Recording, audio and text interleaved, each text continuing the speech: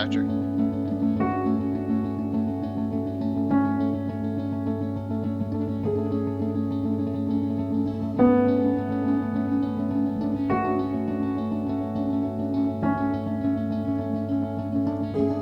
Cooking. Well, that's cool. That works. Lucky. There he is. What's up, Jeff? Hey, how are you? Good, man. I'm good. Just getting Your repurposed freighter the ads drifts through done. space.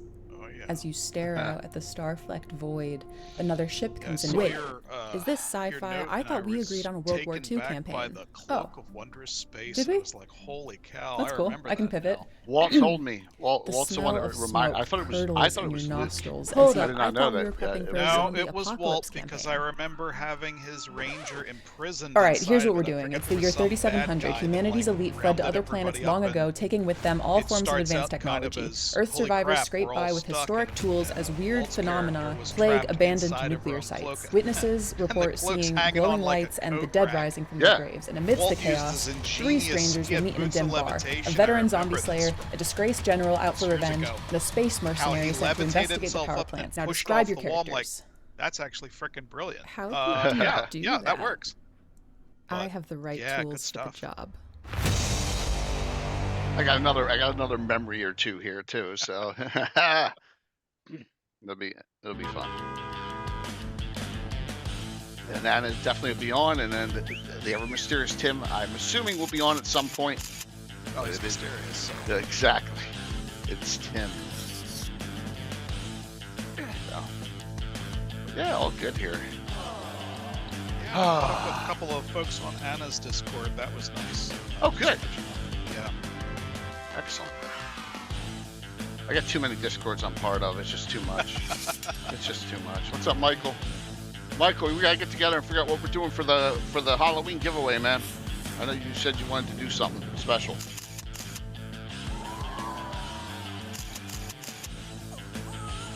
All right. Yes, of course. Cool. Michael lives in Audubon, Utrecht, 576. Yeah. A story So he's a local once guy, too. spoken is ageless. The dungeon imagined without end. Lots of Jerseyans. The curious are the ones most courageous. The tree that endures has to bend. No, I think I'm good. From stillness the mad mage is stirring. From countless voices What's up, the Moose? castle takes shape. Zagig will test the enduring.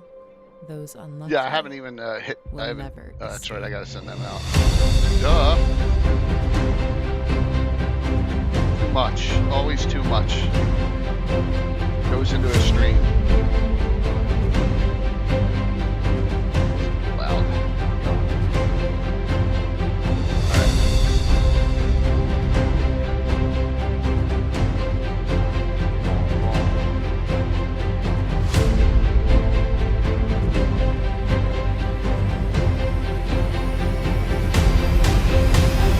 Mysterious Tim's coming on now.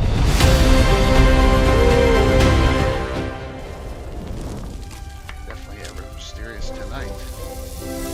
There he is. Indeed. Now with the circle is I'm like trying to get everything situated here. All right. There we go. Awesome. Very cool, man. Whew. Hello. Hey, how are you? Good. How are you doing? Doing all right. Doing all right. Just keep super busy and trying to finish some of this work that I've made for myself. You mean our comic strip? Yeah. But you know, be careful what you wish for, because that could make a comeback. Oh, I real think that would be fast. so awesome. Adventure in Sturdy Deeds, the later years. That could totally be done. I still have the tools, and Oh, that would be awesome, man. POV, I had 30 That would minutes be before my hysterical. campaign group showed up, and I was totally unprepared. I grabbed my ready set encounter That's box good. and I boom, said I'll show that everything again, I but needed the for an funniest, epic the session. funniest Adventure one hooks, of all map is tiles, loot tables, stat the blocks, and audience is going, miniatures, "Oh wow, all what ready to go. realism!" And My Tim's players in the still think I background. spent hours and they're planning going, our "This Great sucks." Dragon encounter. If you're a busy dungeon master, Tim get was Ready always Set known as Encounter live giving a now on very Kickstarter. good, honest opinion when you needed it.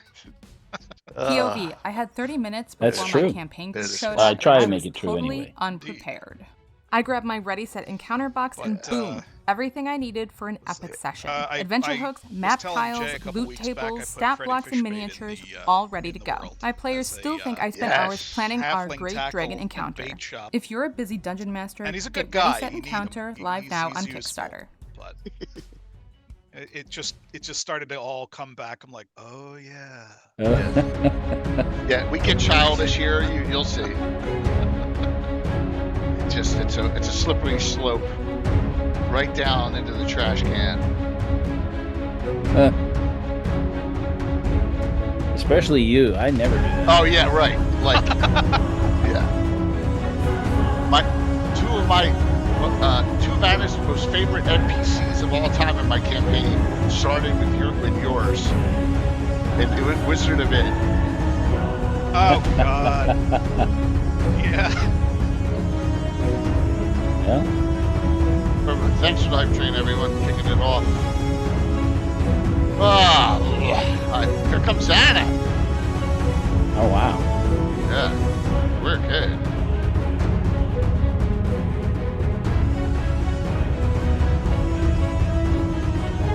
What's up, Anna?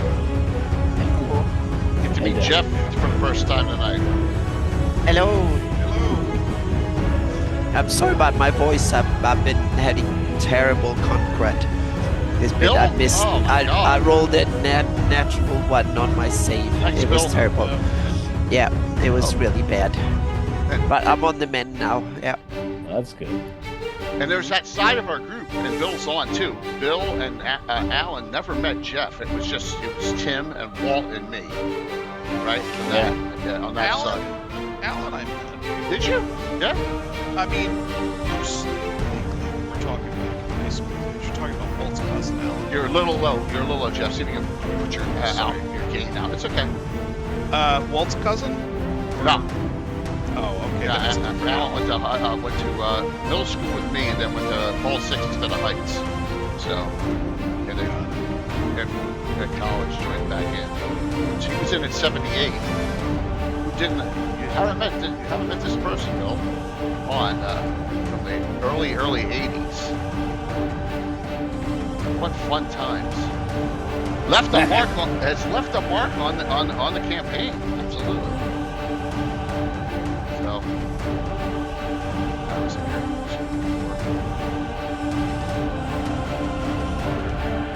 Have a fun discussion. You've done some great work with 10 too. Thank you. Yeah. Just drove by Pulse 6 twice. Not once, but twice, Michael. Wow.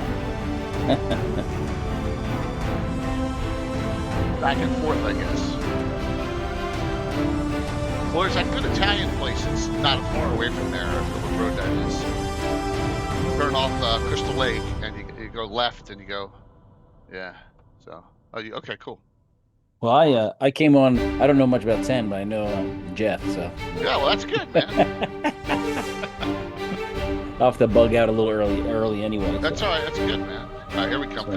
Coming live. A couple minutes early is fine. Yeah, Bruno's. That's it. What's up, everyone? Good evening. So we got a treat for you tonight. Tim and I reminisced a lot last week. This week's gonna be a little reminiscent, but a little cool new content too.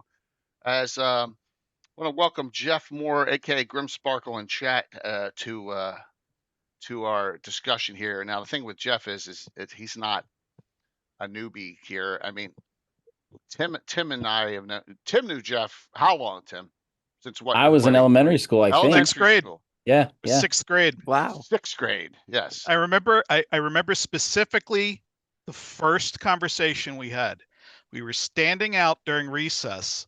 I was reading The Hobbit, I had my mom's. This is like really my mom's 1968 copy of it. So it was like already old by the time we were in school. Yeah, and Tim just happened to kind of look over and be like, well, you know, there's like a game that I play with my dad and some of my friends that does all that stuff from Tolkien.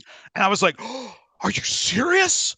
Like, what is it? And we like exchanged information. And like that week I was over there, and that was when we got into Steading of the Hill Giant Chief. Oh, nice. So you were part of the original group. I've referred that when my dad ran that for us, we were all low level and. Oh yeah. Yeah. I had a horribly unimaginative named elf named Dregalaz, because I couldn't think of one. And your dad played this amazing NPC, and we had Walt, and it was you, me, Marco, and wow. And we played the heck out of that, man. That was like, and I remember you had the shield with Gondor painted in the basement. Yeah, we used to play, and yeah. But that was how it kicked off, was a conversation over Lord of the Rings. Oh wow. Yeah. I don't remember the conversation, but you know, it was a long time ago. It was a very long time ago. That's got to be 79. Was it? Yeah. You're going to remember your intro to D&D. You're going to remember that. Yeah. Well, and we've all heard the story of my intro to Tim. We're getting the back seat of the car, and Tim looks over at me and says, "Do you think a wizard, or what do you call it, a magic user, can attack because the speed factor can attack 2 times per round with a dagger?" First thing he ever said to me. Well, its speed factor is so much lower than everything else. Yeah, seems logical to me. Yeah. Speed factor did something good. Yeah, got you two to know each other. That's awesome. So, the irony is here, I think the connection between Jeff and me getting back together is Anna, right, Jeff? Yeah. It was that, and also the connection getting back was Walt had reached out to me, of all people, through, I think, Facebook, just saying, hey, you know, Jay's got this Twitch stream, and I'm like, get out. And so I started checking it out, and here, like, Jay's like this elder statesman of the D&D universe now. That's insane, and like this, like, you know, as part of the community. And I'm like, just wow.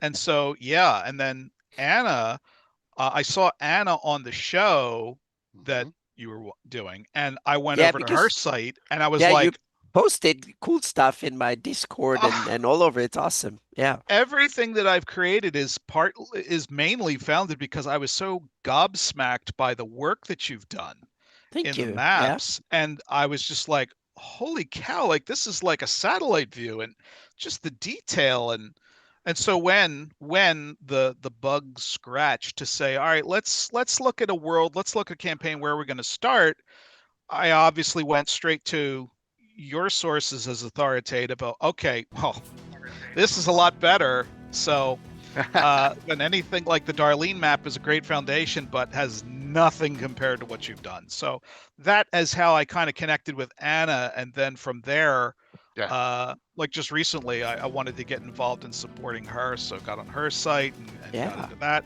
But it's really just amazing. And then like the show a couple weeks ago where Anna was talking about, okay, what's next? Yeah. And it's just like, oh my God, she's going to go into like first person view. And I see some of the pictures and I'm just like, wow. So super cool. It's amazing how small the community is.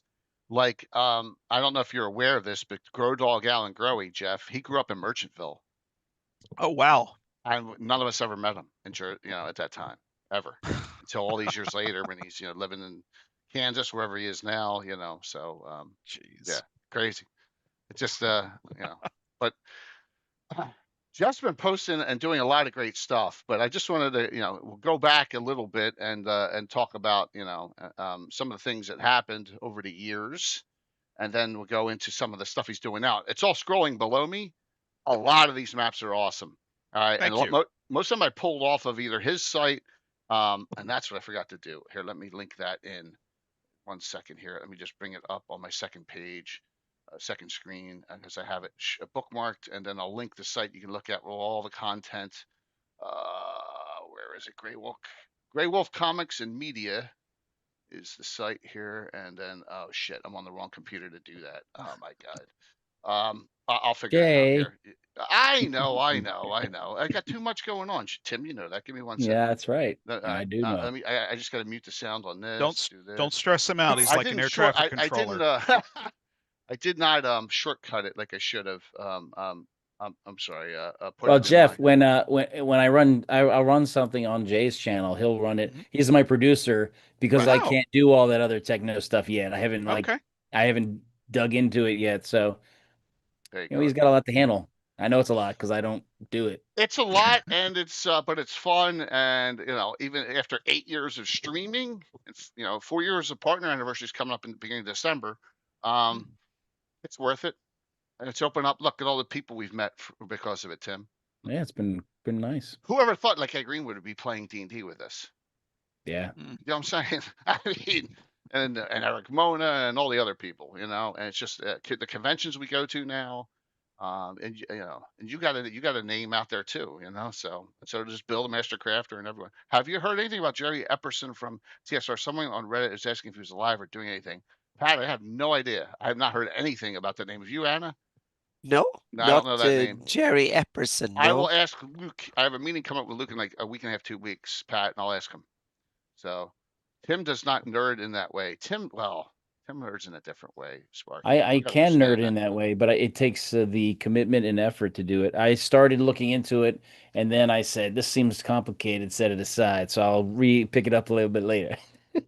No, I do want to do some streams. I'll do it on off nights when Jay's not on, and which would be games, should be a great addition. So maybe do some aftermath or something. So it's gonna be hard to see this because I should have scanned it, but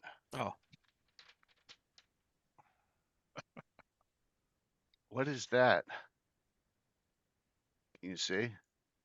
What's that say? I can't read it. It's a little blurry. Your face is in disguise.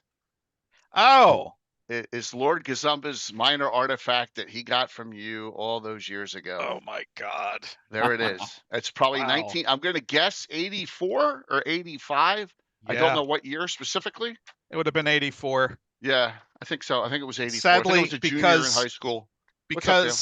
Sadly, I know this for a fact because the comics that I was drawing then, little did I know that was going to come back and bite me. The comics then was during what was 10th grade chemistry class. So rather than spending my time learning, I was like, the heck with this. I'm going to get out my technical pens and my pencils and start drawing my friends and doing crazy stuff because, my friends were important. So every class that I had chemistry, that comic was getting written on and then inked and pushed out. So it is to this day you still have a lot of comics you did professionally too, which we can show, which is really awesome. All right, so if you don't know what we're talking about there, okay, of course it's on the second screen. Anna, it's always on the second screen when it starts. It drives me freaking crazy that it doesn't reset. You only need. You should have one big screen. One big now. I couldn't. Do it. I couldn't because then I couldn't do this. Yeah. So there we go. Adventures, Dirty Deeds, Part 1: The Renaissance Fair Massacre. Because after you go to a Renaissance Fair and you are into like D&D and into all this stuff, you really want to kill all the actors and actresses there who just don't have no idea what's going on. I actually did run, and I don't remember who. I remember I probably tried it for a few small groups early on. An article in the Dragon came out with modern weapons. Right. And I actually did a one-off with us at the Renaissance Festival. With modern weapons, Tim? Yeah. Like the, Thanks, Patrick. Modern. Like Arquebus, and I had those modern day adventures. That's what I mean. Not with modern weapons, but it was like, Yeah. What happens if your characters go to the future where there's modern technology and firearms and all that? So Drew is Walt, because Walt's real name, Walt Andrew Culp. Oh, I shouldn't give him his last name, but yeah, Drew. And there's Mark. Anna, there's Mark, right? There's Mark, his little halfling. There's myself, there's Jeff, and then there's Tim, all in regalia. And Tim's an evil cleric. With our 80s haircuts. Yeah. Yes, I had the feathered hair. That's right. And one of the drawings later, it shows Jay. It's like hair 10,443 out of place. Yes, absolutely. What fun. Where's Star's shout out? I should have that. We'll see Star Thursday night. What else? A ton of content this week. Yeah, so very cool. But that's just, and we'll show you some of the other stuff that Jeff, you've done stuff for Warcraft, correct?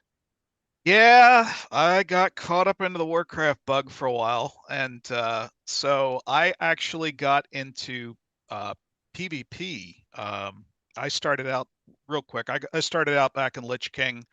Whenever that was, patch 335, and I played through, and then I got into PvP around Mists of Pandaria, which now it's been so long, it's now back to Classic again. Right. Makes me feel even older. But I played with a really good guild that would run 40-man coordinated raids in PvP. And there was a lot of culture. It wasn't really about the game, it was about the people. Oh, yeah. And a lot of times that's the big charm of Warcraft, is it's the people that you play with day in and day out. And I made the mistake in Facebook, again, I got to get off Facebook. I said, the guild leader said, my kids know everybody's name. They're like family. And I sat there, I was listening to this, and I said, boy, I ought to make a comic book about the guild. And I took a picture that looked like an old 70s Marvel cover, really bright pop colors and just like an outrageous teaser. And I was just kidding. I wasn't serious. And my gosh, the next day there was like so many likes and people like, dude, you got to do this. And oh my gosh, it was also around the time that Marvel comic movies were really getting into their stride. So I literally had no idea what I had stumbled into in the culture. And after that, it's like, I got to make one. And so I stumbled off and made the first adventure with the guild. And it was like 6 months to make it. And I was making it with WoW Model Viewer, and I was doing everything by hand and pushed it through. Then I come to discover that I actually have a relative who's done comics. Cool. Distant relative, Alan Moore. Apparently, our families are from the same part of England, and so Alan Moore's done things like The Watchmen and The Killing Joke. And it's funny because when my beard was longer and my hair was longer, we definitely have the family resemblance. It's like, oh God. But yeah, I did comics for 5 years on a Warcraft theme. The biggest one was called The Wonderworks, which strangely enough, Blizzard has taken a lot of the ideas in the comics and put them into the game. Shockingly so. Yeah, we went to dinner. You gave me a synopsis of all those, which was like, oh my God. Yeah. Yeah. I had a contact at Blizzard. They knew of the work, and they knew of me, and they thought it was pretty cool. But I did that for about 5 years, and just on the heels of that, kind of finished up and felt like getting back into D&D. And so I did a children's book. We did audio theater. We did like an audio drama. I did one that was a Halloween special, which was like way back in the 70s. For those of you that don't remember, they used to have records with scary stories that you would listen to, and it would usually have some sort of tension building event and then like a loud noise or something to scare you. That was how we had fun before the internet. And I did one like that, and it's all voice acted, but I'd almost gotten to work at I almost worked at Blizzard. I put out a couple resumes. I was going to do a comic book for the band Songhammer, and a couple of other little projects, but it was fun. It was really, really fun. And so yeah, I got fairly well known in the Warcraft community about that. But yeah, that was how Grey Wolf Comics and Media kind of got unofficially started. I've always said 2004 to 2008 was my worst DMing ever, because I just was running raids and stuff, and I was running canned adventures through that whole time. A lot of it, it wasn't enough time in the day, plus the real job and all that stuff. So yeah, I almost got thrown out of my house once or twice. Yeah. I don't talk about that much. Yeah, but that's really cool. I got up here, your front page on your Grey Wolf Comics, and this is a lot of the stuff that we're going to show for 10 is linked here. You can also get it on the Greyhawk Adventures D&D site. That's William Henry Dvorak's on Facebook. lot of it's on there too. So there's multiple places to get all this detail, which you'd be shocked how amazing it is, all the stuff he's done. And let's everyone relax when we say this is pre-Greyhawk War stuff, okay? So I was like, oh, Ten's destroyed, oh, they destroyed it over a drunken night at Gen Con. Well, yeah, we know that, but this is all cool stuff, pre-Greyhawk War stuff. It reminds me a lot of Leonard Lakofka's over crazy dot the I cross the T, the way he did everything on Restenford and all the stuff he did and on Lendor Isle, which is really nice. Jeff's taking that level of detail. Yeah, definitely. Cool. Have you looked through any of this, Anna? Not much, Okay. a little bit. I've been under the cool. weather completely. I've been in bed for like 2 days, and today I'm really sorry you're under the weather. Oh, it's okay. I'm recovering. I'm sounding worse. I feel better, but some worse. A couple of days it was it was. That scares me. I don't want to get anything when I go to Page, Yeah, but the thing is that I need to meet people between conventions. That's my problem. I met a lot of people and missed my save, but yeah. So I did train my immune system. I think so. Yeah. Okay. So yep. Tim, Walt reminded me about some of the things that Jeff had done. Now, first off, you had a bard, and I don't remember his name, and that was your main character back then. Who did? Jeff did. Who was your bard? Who was your main character? I don't remember his name. It's on the tip of my mind. Think about that. It was a messed up name too. It was like something just completely. There's something adventure with him like twice. Yeah, and that's when bards were like crazy overpowered. Fighter Thief Bard, yeah, oh yeah. There's still I just want to be everything. You had to put the time in to get to be a bard. Yeah, which is cool. But Walt reminded me, and Jeff told a little story beforehand. I want to tell that story again, of an item like the Sceptre of Disguise. That's it's a unique item that Gosumba has. It actually has, and look at there's all these little tick marks. I don't know if you can see up there. Every time he's used it, it charges off of it. Yes, because it has switch 1 zombie animation, switch 2 word of recall, and switch 3 is the shape change spell 9th level, which is where he gets all his power from. Because because that's a 9th level spell that turns you into whatever. So he loves getting turned into, if there's some firecaster, he turns into Fire Giant, or he turns into a Rakshasa, and no one can do any spells on him, or he turns into a dragon if he needs to. But I don't do that in the course of gameplay now, but back in the day, it really helped. What's up, Rob? And then all the Wand of Wonder. There's 3 Wand of Wonder tables. If you roll a 1, you use the original table. In Dungeon Master's Guide 2 through 5, use that Wand of Wonder table, and 6 is a really powerful Wonder table. Wow. Yeah, so it's pretty detailed. Yeah. So he also made up that other magic item that I told you about. The Cloak of Wondrous Space. Cloak of Wondrous Space. Yeah, why don't you go, Jeff, if you have memories on that, hey, Keith, tell the audience about, because I know they're going to steal this idea. The Cloak of Wondrous Space, when he reminded me of that, I went, oh, that's right. Yeah, I did make such that. a great magic item, which is still in that game. I think there's 2 in existence in the campaign. The inspiration was basically a bag of holding that you could wear, but what if you could expand that to be something more like a room and having this extra dimensional space? So okay, cool. And Walt kind of had hinted that he wanted something cool like that, and so because of the ski books. The Devon tents. Oh, right. Yeah, right. You guys know the Myth series books by Robert Asprin. There's what's called a Devon tent, which is large on the inside. Yeah, I don't think that one with it. I don't think there'd been the Diva back then yet. No, really. I added that later to my other campaign. Okay, so they weren't. That wasn't around in. No, okay. I think he was. It was like a bag of holding that if you can make an extra dimensional space, why can't it be bigger? Or like a TARDIS, Yeah. Because that was big then. But it was like a 10 by 10 room. And so when Walt got it, and what I was remembering was I can't remember the villain. I got it. Oh, you got it. Oh, it was 100 by 100 feet, so 10 blocks by 10 blocks. Yeah. Skeeve has it. Skeeve has it. Was Skeeve the Ranger? No. Mage Thief. Somebody Grim somebody is the got Ranger.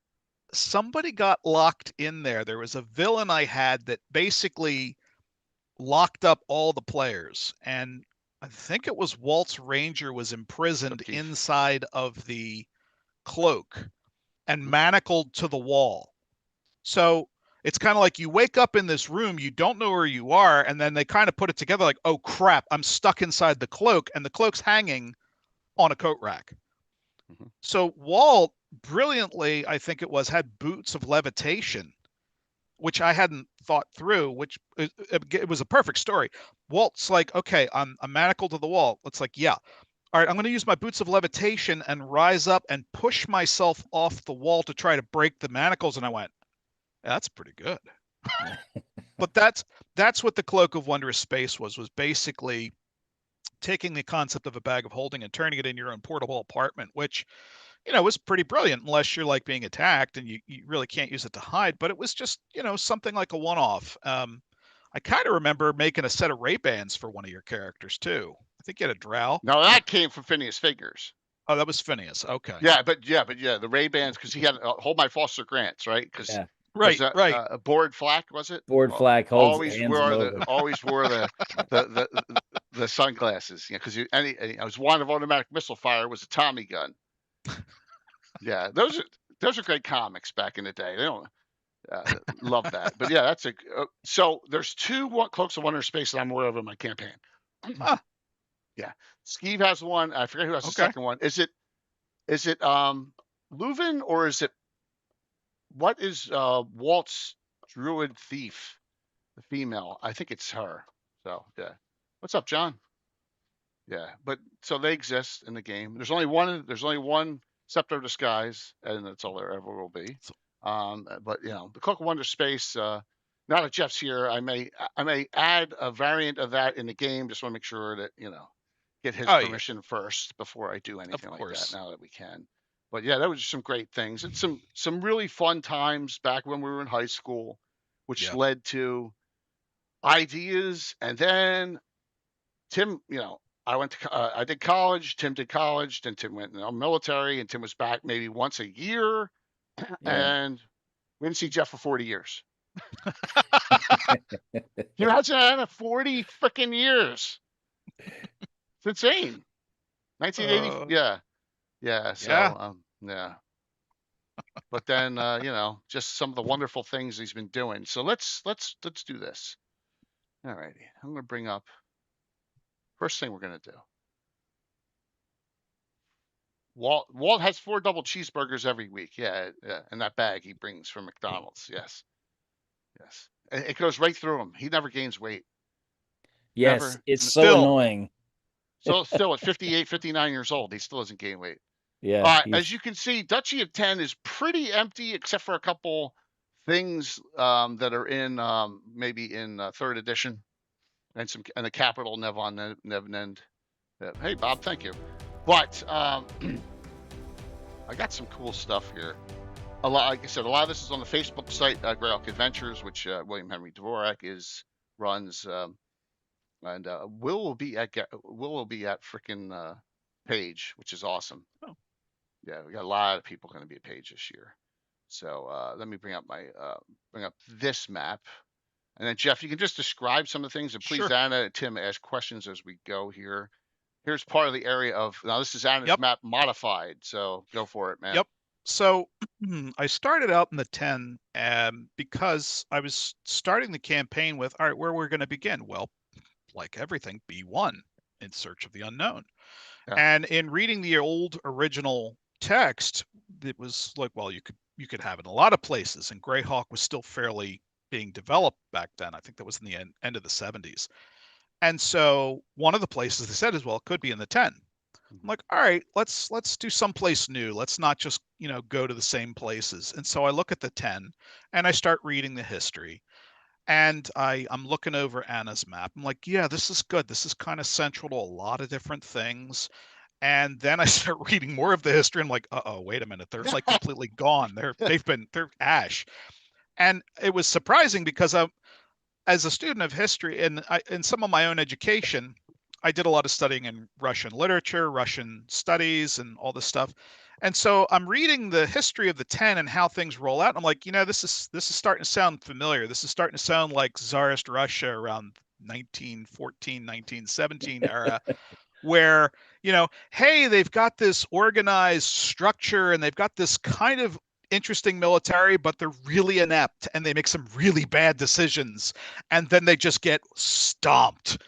And I'm just like, did I just reread the fall of the Russian Empire? It's like, and a lot of it does borrow from that. And it was interesting too, because I was reading through some of the ethnic history, what little bits I could find, and my take was Poland. So my first draft of this, which is why it says Zamkergrad, Zamkergrad basically means city on Zamker.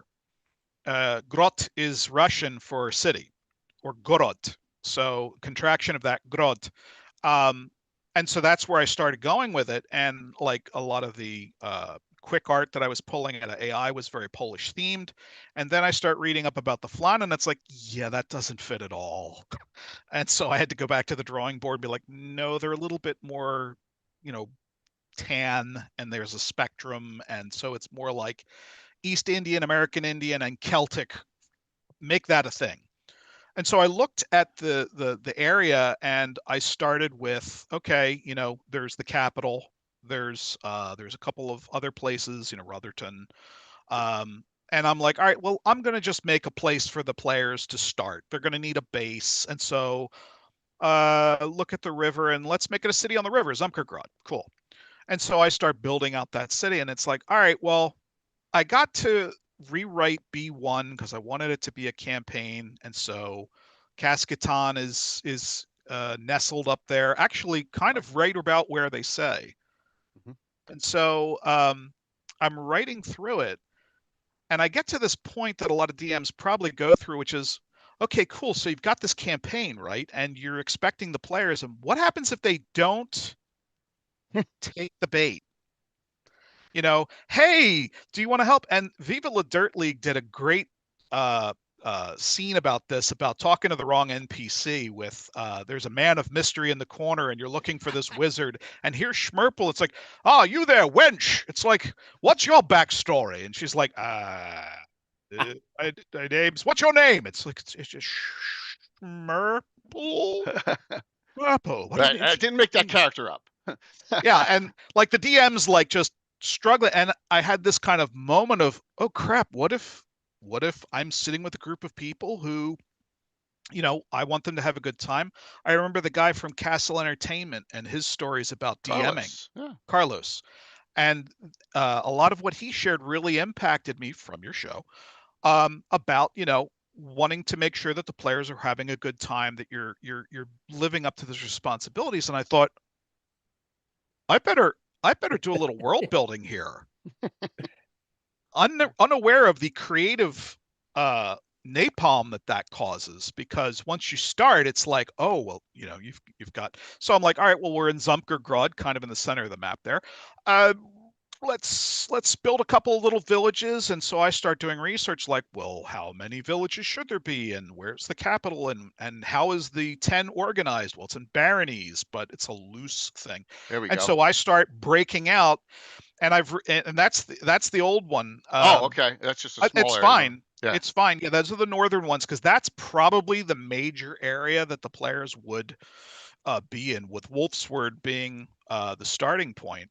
But the other ones, I started to blend in a little bit more diversity into their appearances. And Grimwold March is next to it. That's more central to the Griff Mountains, a little bit more boggish, a little bit more cold and harsh terrain, a little bit more undead and crypt kind of stuff. And then Coldwell Reach kind of stretches north and east into the Griff Mountains, into this not a canyon, but there's a trail that goes to the north, which probably is being used by trade. Again, we're talking pre-Greyhawk. So for those of you that are like, that's not how it goes, it's like, I know. That's the way it goes in your world. That's exactly right. That's it. That's why I went and did the Moorhawk the Moorhawk campaign, where it's like, okay, up to about 560, everything's the same, and then things shift. Oh, absolutely, dude. I mean, mine was Battle of Emerald Meadows. Okay. That's where mine went. And that was when you were playing in 1980, or something before that. As soon as that folio came out, man, I fell in love. That story, and that's when we ran with it. And that's when Tim and Walt played, and the Order of Ulick was born, and Battle of Outpost #1 happened, and there were Monty Hall characters back then. Yep, they were Monty Hall characters: Skeeve, Pete Moss, Florimond, all the characters I had. They were the Gray, Giants all back then. Yeah, it was nuts. So no pre-Gosumba era there. But all right, so it morphed into this big. Yeah, it built out because again, once you start, it's like, well, what if they don't go east? What if they go south? All right, well, let's just do the whole thing. And so broke out the whole territories and then started to kind of map out. So the northern 3 that you were just showing, that's kind of the frontier. And not all of it is populated. You've got the capital, Never-on-Never-End, and that's kind of about the most civilized. And then you branch out and you start to get a lot more rural. Yeah. They have cavalry. Well, where do the cavalry? You need horses. You need places for horses to run and grow and be raised. And so, West Reveille on the left, and Turnsmay. Those are more farming and horse building areas, which also makes a nice contention for the barbarians in the west, who go, "Hey, a lot of nice land you got there. I like them horses. Would be really great." And so, the Bandit Kingdoms, the Rovers of the Barons, all of them, there's a contention there. And then as you build south into the east, you start getting more into the Druidic. You start to see an increase in the percentages of demi-humans. There's a higher population of half-elves, elves. One of the towns that I have in Wolfsword, I was able to factor in, like, there was a family about 100 years ago, was a guy and an elf, or an elf and a guy, and they settled down, had family. Well, that's where half-elves come from, kids. And so there was a community of half-elves there that were growing orchards and keeping the Druidic traditions alive of Barry and Obed High, and just basically being part of the community. But as you go to the southeast, that's where you start to see more of the elves, the druids. The far east has the most of the ranger corps, because there's a heavy integration. The Flann are very much into nature as a cycle, being connected with the earth, not unlike the American Indian culture. Working in harmony in the land. And so I wanted to try to reflect that. So the East has an order of rangers, Hartford, what is it? Hartford. I know, dude. This is much more detailed than I've ever done in my campaign. So, and a lot of the detail too is just to have it in the back of your head, so that if players touch on that, and that's me. Most DMs would be like, just make it up, man. Just you have some ammo or arrows in your quiver for when you have to riff. At least you have something to kind of base your riff off of. Yep. So, and because the Flann have a history, now this is Anna's fault. So Flann, here it comes. Flann. So I knew it. Up and to the left of 10, there's this little icon. And it says Shadow Caverns. Hold on 1 second. I'll bring it up here. All right. There it is. Peeking right out there. Well, I'm looking. Right near the Griff, and where the Griff Mountains are at the top left, because it's burned into my brain. Yep. Oh, I see it. Yep. Yeah. See that little bugger? Yeah. That kind of caught my eye, and I went, what's that about? Like any good adventurer would. It's like, what's that about? And so I start looking around for references, and there's just scant information. There's nothing. And it did a couple other document searches, and it's like nothing. It's blank slate. I'm like, is that from a dungeon adventure, Anna? I'm not sure now where I got think it from. Is. I think it's from a dungeon adventure. I think so. It's I remember something about ogres, or that was Perdition maybe, or Dragon March. It's a blur. I don't think I've got. Yeah. It had an exotic enough name that it inspired me, Anna. So thank you. There you go. But and with that, that's where you have your Flann stories, right? The Flann stories generated off of what's that about? And so I started writing a history of, okay, well, back in the day, the Flan had a segment of society that, how did that happen? What's that about? And I started to do more research and found that there is a lot of famous names that were tied with being Flan. Acererak, big jerk. Caraptus, Azalin, Vecna, little folks like that. The greats. Yeah. And it was like, wait, all these people were? It's like, oh, there's got to be a story here. Here we go.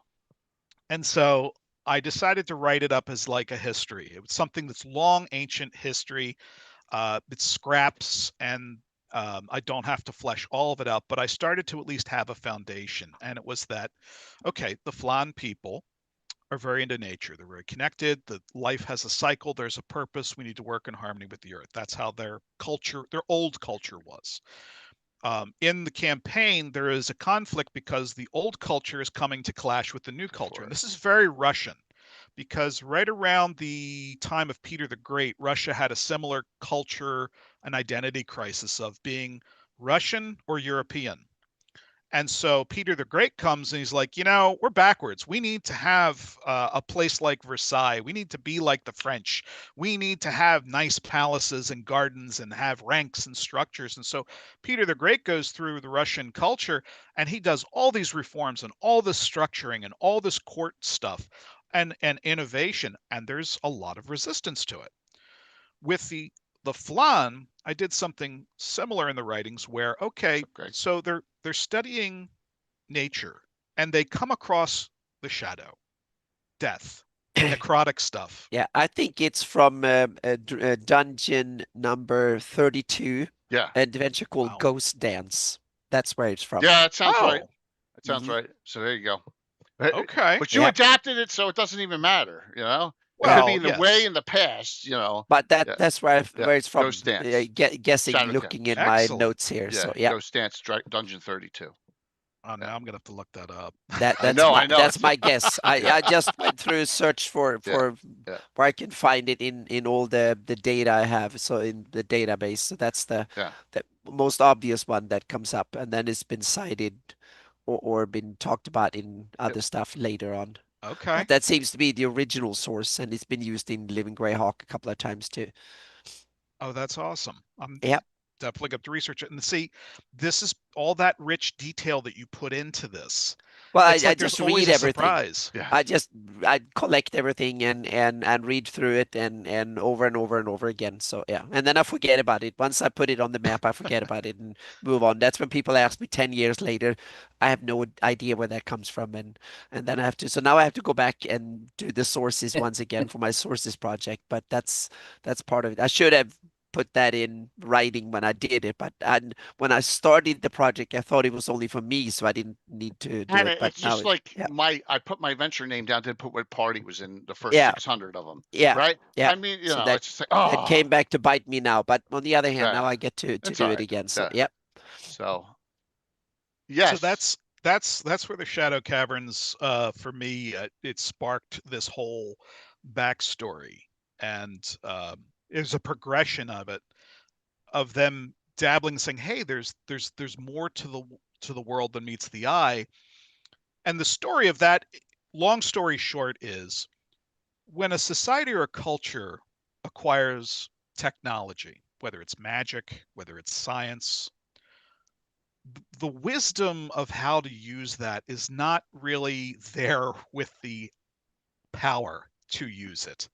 And so I wanted to create this dichotomy between, hey, we can do stuff with, death magic and shadow, and there's all these things that we're discovering, and it's like the line from The Fly about, or not The Fly, Jurassic Park, about you never really thought whether you should have done this. You just realized you could do this. That was in my mind as you were talking right now. And so what happens, and this got me really thinking, was they start to involve necromancy and shadow magic. And one of the things that happens is, okay, well, how could you and there's some weird conversations that I had to be careful. My wife wasn't like, are you okay? Was like you're sitting talking out loud and just thinking this out about. So if a society embraces necromancy, how could it use that civically? Damn, I should never have written those blog posts I did about Flan. Yeah. But here's the thing. Aaron, look at the year. Look at the years he's gone back. Labor. Negative 5,500 CY. That's awesome. Yeah. Go ahead, Jeff. I'm sorry. They decide, criminals, put them to death. Seems kind of a waste. Now that we have access to this technology, let's put that to good use for the people. And so again, you have these good ideas on paper that as you begin to use this power, you realize like it gets away from you. And so what starts with as a good idea of, this guy kills these people for murder, and it works the first 50 years or 100 years. And then that's exactly what happens. Initially, it starts as this capital punishment, but then they start to get greedy. All the manual labor jobs are gone. That's it. That's it. Because what happens is they start making the punishments more, lesser punishments start qualifying. Well, there's so many enemies that we need more of these awesome weapons or whatever. So when they die of old age too. Yeah. And so it tied together a little bit of Egyptology, which you can see very prominent, of preparation of bodies. So they have a black alchemical substance that they would treat the bodies so they wouldn't rot and fall apart. And they would use essentially executed criminals or enemies of the state for about 7 years. And they had at that point reached a point where they were playing around with the negative energy plane. And so at the end of 7 years, 8 years, they chuck them into the bin and keep finding a fresh crop. So all your civic duties, like you were saying, Tim, your civil duties, cutting the yards, the props. And some of this I got from a book by Clark Ashton Smith called was something about the two necromancers. It was a really good short story, and I love all of his work. So a lot of the stuff from Urflan and the Shadow Caverns that I wrote is kind of a nod to the whole Clark Ashton Smith view of the Dying Earth Chronicles. But that's what happens is it's a story of things get away from the society where they just decide to use more and more and more of the power until it begins to redefine their society. And by the time that it's really gotten away from them, this is when Vecna shows up and decides, I want to learn some of the old ways, because I heard the old ways, they like really knew power. And so he goes around and starts basically breaking into the crypts. And there's a city called Anshurat, that's the Dreaming City, where the old, when they first started really messing with things. And there's another layer in this called shadow magic. And what it does is that, and again, I don't want to get too deep into it, but more or less, if you cast a shadow, it casts a shape. And if you start messing with that, you can create a very complex shape, which with the right spells actually opens an extra dimensional structure, doorway, hallway, portal, connecting 2 points, and they start meddling with this. And so there's all the shadow magic that starts to become this backstory.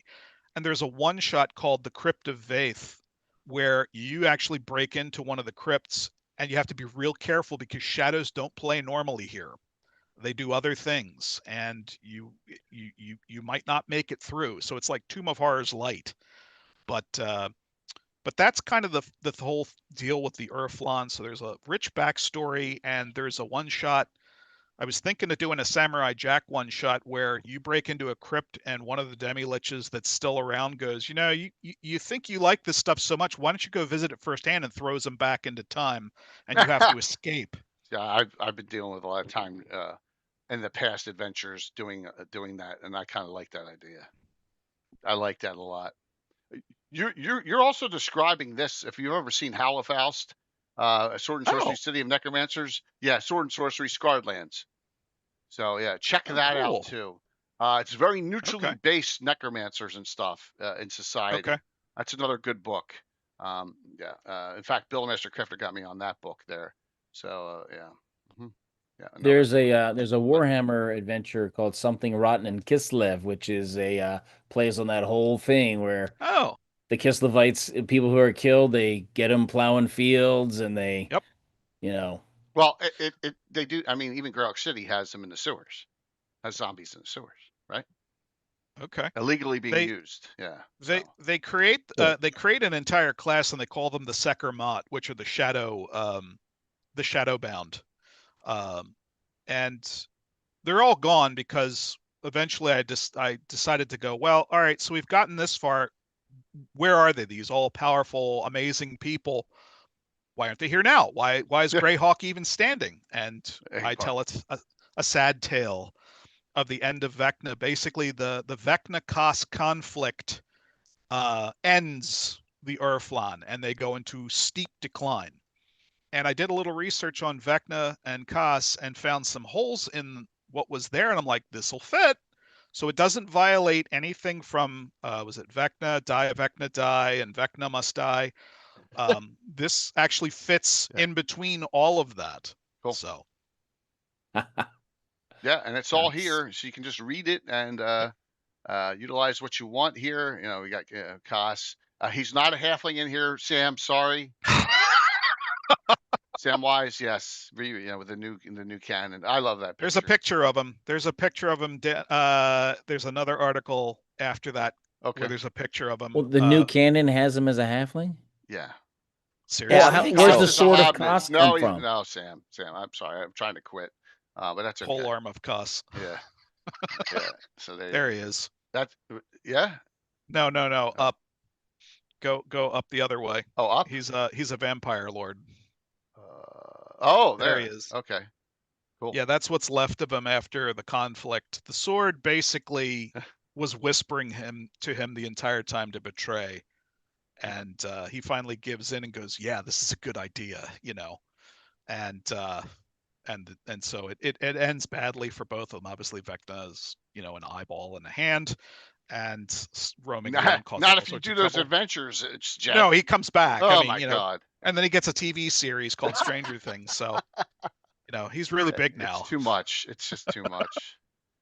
Yeah, but there you go. So very cool, man. You've done your work on this. What are your thoughts, Anna? Pretty impressive. Oh, I think it's really cool. It's a lot of similarities, and I haven't gone anywhere near deep in 10. I haven't never adventured there. I just had ideas around the Flam that I started posting that I needed as a backdrop for my Shieldlands campaign. So I've had a lot of the similar ideas that I posted, but I have not gone that deep because in the Shieldlands it's ancient history and it didn't survive anywhere near as long as it did in 10.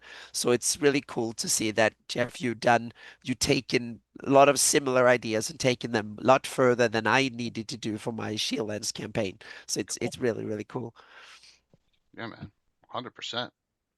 And then there's a couple of side quest campaigns that I've been trying to build out, and some of it spills into the barbarians and the Grosskopf. So there's a couple of maps and side quests that give a little bit of detail into that. But yeah.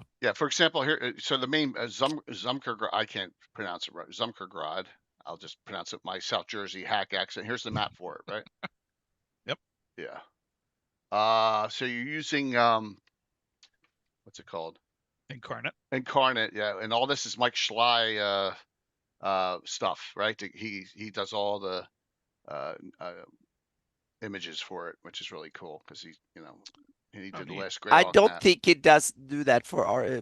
It's for campaign cartographer. Oh, it's campaign cartographer. I thought it was for Incarnate. My bad. My bad. Okay. Oh, that's my Okay. From what I remember. No, don't worry. Yeah. But you get a decent map of the area. There's a lot of cool stuff and icons and stuff you can use in Arkenforge. So really cool. What's up there, Rory? Good to see you. So we're looking at first level on through stuff you build up. First through 9th on for most, or is it first to third? First to third only. Okay. There's a prequel I just finished for this that sets the tone of what are you doing in the 10? How did you get here? And it's a quick 2-hour one-shot of a mistress. You're in a tavern just trying to get out of a sudden storm and the rain hits. Is that Trouble Across the Zumker? No. I just finished writing it today. Oh, okay. Okay. Oh, should I tell you all? Should I tell you what actually is happening and give away the secret. Of course. So, okay. So the players are in a tavern trying to stay out of the rain. This woman bursts in. She needs help. Her lady has been captured by barbarians and they're going to kill her. And she has critical news to save the Tenh from disaster. What the players don't know is that there has been a conflict that's been going on for decades, yea, centuries, between Lolth and the Elder Elemental God. Basically trying to vie for control to set things up. Now, the Elder Elemental God, he's real patient. I mean, he's barely even a god in the sense that he's just a cosmic force of bad. And he's still kind of trying to noodle around and cause trouble. But there was, in the Temple of Elemental Evil, there was this kind of backdrop about, well, hey, Jeremy, there was this problem with Lolth where she kind of lost some power. Mm-hmm. And that was when the Elder Elemental God took House, was it Despana? No, Elserves. Elserves out of the mix, which kind of drained her. And she went, wait a minute, what's going on? Kind of like, like Sauron when they started messing around with the ring. And it's like, wait, I got to go back and check out what's going on. So that took her off the board for a bit. And so she and the Elder Elemental God are going back and forth. Where the change in the campaign happens is with Ayuz. Ashes of Greyhawk makes Ayuz kind of the central big baddie. He's the driving force. Yeah. He's basically taken it into Warhammer territory with being grimdark and everything's terrible and nothing's good. And I'm like, okay, I get it. I respect that. That is a way to go in a story. The problem that I have is that when a story is that bleak, that strong, it really does become hard to kind of bring the balance out. And I think some of this comes back to the comic book thing of, the bad guy can't have all the answers. He can't have all the lines. You got to have a glimmer of hope. You've got to have some dramatic tension. So I thought about it and I'm like, what if Ayuz only thinks he's as bad as he is? And that he's actually being manipulated for other purposes. And so I kind of rolled up the backstory is that the Elder Elemental God is influencing Ayuz, being like, you should do this, you should do this. Yeah, you've got your own things going on, but I want you over here. I want you to mess with this stuff. And so, Ayuz becomes Vatun. He starts organizing all the barbarians. Hey, I'm back. I'm this new kind of messianic kind of figure, and all the barbarians are kind of, Mm-hmm. And yeah, there are going to be some barbarians who don't fit in with that and go, I don't know. Well, they're going to be on the out and out. That's going to happen. And so all of this is happening.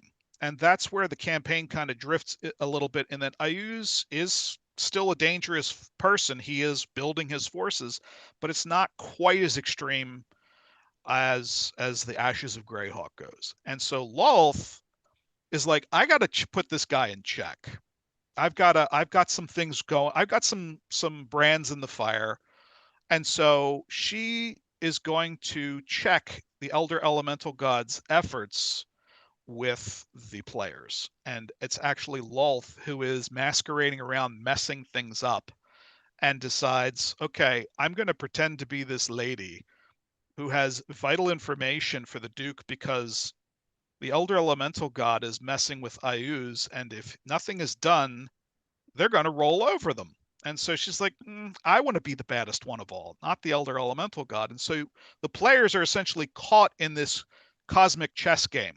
Cool. Now, the thing is, it's like, well, Lolth's evil, Jeff. Chaotic evil's chaotic evil. It's like, yes, but it's chaotic. So there are occasions where if it suits her purposes, a good thing could actually happen. It's not often. So that's kind of the backstory. And the prequel basically has, well, here's the other thing. So in the prequel, you're rescuing this lady, which is actually Lolth in disguise. But it's like, okay, why would a goddess do this? Doesn't she have better things to do? You would be right, except when it comes to petty revenge. Because you would find out in the story that this one character was working with Lolth, working for her, and then screwed up her plans. And so Lolth decides, okay, I'm going to give you an extra special punishment personally. And so she comes in and engineers that every person that screwed up her plans gets killed by their own hand through the players. And she then goes and issues this warning, which is, hey, the Elder Elemental God, which she doesn't say it that way. She just basically says, Ayuz is coming. You might want to do some things. You better find this place called Cascaton, because that was like an abandoned fortress, and they might be looking to populate it before they launch attacks on you. And so there's this grand campaign that starts with this little thing in B1 for levels 1 to 3, and then begins to progress. And so I rewrote B1 to fit that story. Cool. Tied it to B2, and then it begins to go into other modules that basically expose this plot and eventually gets them to the GDQ series, rather. But there's a lot more detail into it as to motivation and why. There'll actually be a giant war called Jotnarok, where the giants get involved and basically start decimating the Ten. So in that sense, you can kind of bridge like, okay, well, the Ten was destroyed. It's like, well, you could also bridge that back in. So it's a slightly alternative timeline, because with the Ten weakened through giant attacks, right. It's not going to go real well for them if anything else comes down the road, barbarians, stone fists, whatnot. Okay. So Jeff, were your players smart enough to actually figure all that out? No, not yet. They never are. It's very subtle. There is now, for the one shot, there is a dramatic ending where the lady walks off, and as you're looking at her in the dark, you kind of notice that her shadow has a couple of extra appendages on it. Oh, nice. I love that. Yeah. And you go, and she's coming across as a high elf, gray elf. And so it's like, okay, well, crescent moonlight, spider webs, it's not that big of a thing. And you're not really expecting it. But it is this thing of sometimes the gods do like to masquerade as humble individuals, and they're a little bit closer than you think. I like it, man. It's in mythology, so very cool. It's probably the most it's been written up for 10 ever. Yeah, it's a big empty space, and there's a lot of things. The nice thing too is it's near Ulick and some of the other areas that have been really well developed. I mean, Furiondi, Ulick, Selene, all of those places are kind of to the southwest, if I remember correctly. And pretty far though. I mean, Shieldlands are not far. You got you have the Pale Bandit Kingdoms or the close neighbors. It's on the side of the map I don't use, but that's okay, Jeff. It's on the right side of the map. Yeah, Strag, here it is. But it's awesome, man. So here, I'll show some of the other things that you have here, and they may not be in any specific order. So just if you want to comment, let's do that. So here's Hodnet. How about that? Oh, yes, Hodnet. So Hodnet is that's the 2-bridge version. I actually have an upgraded version because there was some good criticism. It was like, well, bridges are really expensive. I'm like, okay, but magic. So right, a large building. Yeah, you get to that level of how much do you want to die on that hill with magic? But I trimmed it down to 1. But Hodnet is the next generally largest city next to Zumkergrot. It's large because it is probably the closest city town to the capital, so it's really an extension of that community. A lot in the 10, there's a lot of territories that are on rivers, and so that's sometimes problematic because it's like, oh look, another river town. Wow, this is great. What's here? Fishing? So I tried to mix it up. Yeah, easiest way to transport though. Yeah, and it was interesting too because I went on vacation a couple weeks ago in Pennsylvania, and I actually did a little tour of the canals. And cool. There are these canals throughout the state of Pennsylvania. Yeah, and that's how stuff got moved. Yeah. Flat bottom boats. Yeah. Yep. And you kind of look at it, and I was reading about some of the history, and it's like, okay, this is only like 150 years ago, but the technology from that point back goes several centuries. So it was really interesting. But when you look at the volume and what it takes to move it, water is a big winner. Yeah. Yeah, and so a lot of the towns, there's docks, and with Hodnet, it was really just kind of being a bridge between the apex, which the capital, which is like 19,000 people, so that's crazy. Jeff, waterways are also really handy when Jay kills your character and has them thrown in to the water to get rid of them. It sounds like there's a story behind that, Tim. Look, his character Gridley, the thief, went off on his own in L2. The assassin's not. In freaking that town, man, and you know how nasty that adventure is. Lenlakaka didn't spare nothing, and but he was trying to join the team. He was a podunk. He wasn't an assassin. He was a piece of crap thief that they didn't care about, and. See, so what you're saying is the waterways were handy. But now you have Gridley back again, so I don't want to. Yes, the waterways were handy. That's what I'm talking about. It was. Yeah. So here's Hodnet Ferry. Hodnet Ferry is a little hamlet. So some of these are really small. Now this one is basically a dock with a shrine of Baori off to the side. There are several places that have shrines to Baori. Oh, there it is. Yeah. So it's usually like stone and arrangements, but there's some halflings there.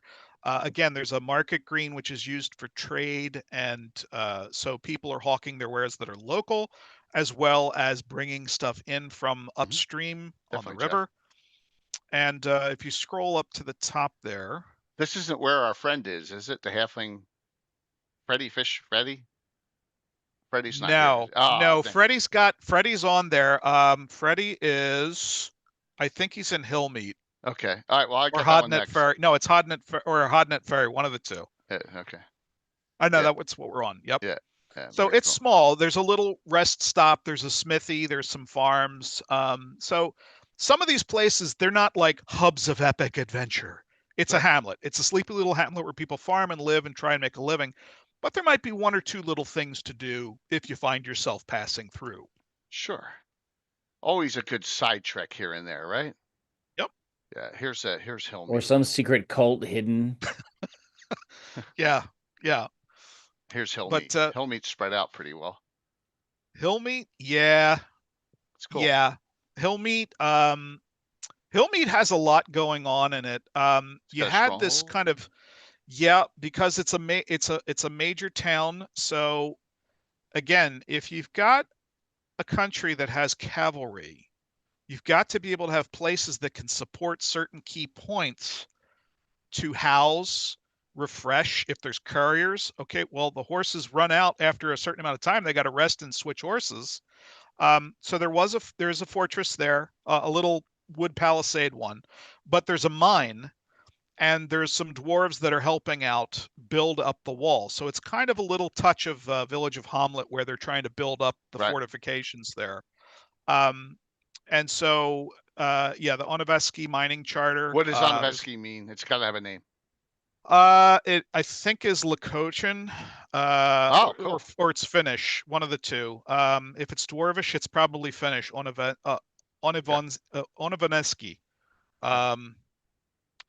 And I have it written down somewhere in my notes what it actually means, but it just makes it sound a little more exotic. Yeah, it's cool. I'm terrible. I'm terrible at town names. I usually try to have it tied to something meaningful. So if there's a name, it does mean something, and it means something appropriate. I used to do that when I did Warcraft. All of the Taurans spoke Lakota Indian, so it also fits with the culture. But again, with the dwarves, I'll either use Finnish or Norwegian to a certain degree. There's no Swedish though for Anna. I don't think so. I don't think so. I was thinking about that because it'd be like, Anna's going to get you on that. You're going to be wrong. You're going to use it wrong, and then you're going to be sorry. But it was funny. When Kobold Press had their Northland, I was one of the name consultants because they wanted to have a lot of Scandinavian names. Yeah. It's not Bruna. Not Bruna is the haunted dwarven mine in Grimwold Marches where they dug a little too deeply and released something. And so, yeah. That's cool. So Rory asked, how far do you put between waypoints for horses? That's a great question. A day's ride, so you're talking about 15, what, 25, 30 miles an I'd hour? say 30 to 40 miles apart if you have courier riders and fast horses. So one full hex from the original map. Yeah, it's 30. So okay. They used to say that about the soldiers in the West, 40 miles a day on some beans and hay. So I think it's a reasonable. Well, depending on the road. Okay. Yeah, I think if it's rougher terrain, they'd be closer. They'd be closer. If you have to ford a river, it'll be closer. It'll be less. But I think 40 is safe. Although I'm swagging it, you know. Okay. Here's Low March. So Low March is another big city. Now this one provoked an interesting conversation on Anna's Discord. Oh, okay. Because the Zumpkind River runs east-west, and that's on the map. And then there's this stream, this river that goes north. It is unnamed. And so the question was, and this is probably like what you were saying, Anna, about I wrote this stuff like 10 years ago, and then somebody asked me some question, and it's like, okay, I don't know. Yeah. So it was like, what do we name it? Yep. And I was thinking, now there's a couple of good suggestions. There was one was in the Ruther. There was the Ruther River. I was thinking Grifsward because it's going towards the mountain, and the source of that river is going to run north-south. So it's coming out of the mountains, running southward past the Rutherton. So I called it the Grifsward River. But that one was interesting because Low March is on the boundary of three rivers coming together. There's a convergence. So it was a larger town. It had a lot more going on. And so that was a little bit more robust. And there's a bit to do there as well. And it's south of the Baronic capital of Rutherton, which gets changed in the story because Rutherton, I think there was a Dragon magazine article that said, yeah, it's the sleepy little town with like 75 people in it. It's at the site of three, and there was a picture of it, and it's like there's three little roads that cross, and I'm like, okay, well, it got built up. So there was some landscaping opportunities there, so it got built up. But this one is on the boundary of the Wolfsford province and the Grimwold Marches. So there's some crossover there. It's wet. It's a lot wetter because it's so close to the river. There's some marshes. There's brickworks. There's mud and clay. There's some stuff with pottery there. There's a small shipyard, very small shipyard and kind of an inner harbor for fishing boats. The Stilted Eel.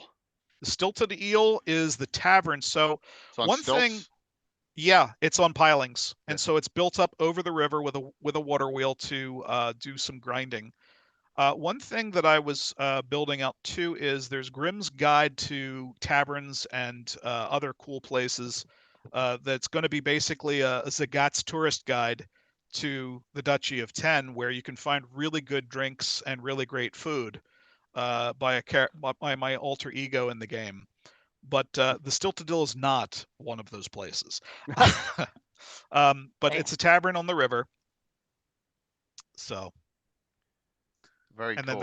Then the River Reeve. And then there's an herbalist in town because some people may actually want to build out some professions. So I did some basic mechanics for herbalism, magic creation in the game for 5.5e, just so that if people want to pursue that, they can actually make it. And there you go. It's very basic, but it's there. I think it's the one page up. There's and basically structure for both of those, and it's kind of a cross between how Warcraft handled gathering, because I like that. I like the fact, okay, there's a profession, you can go forage for things, but I didn't want it to take away from, okay, so now John the herbalist is out for 2 weeks because he's busy collecting and picking flowers. Like, great, that sounds like fun.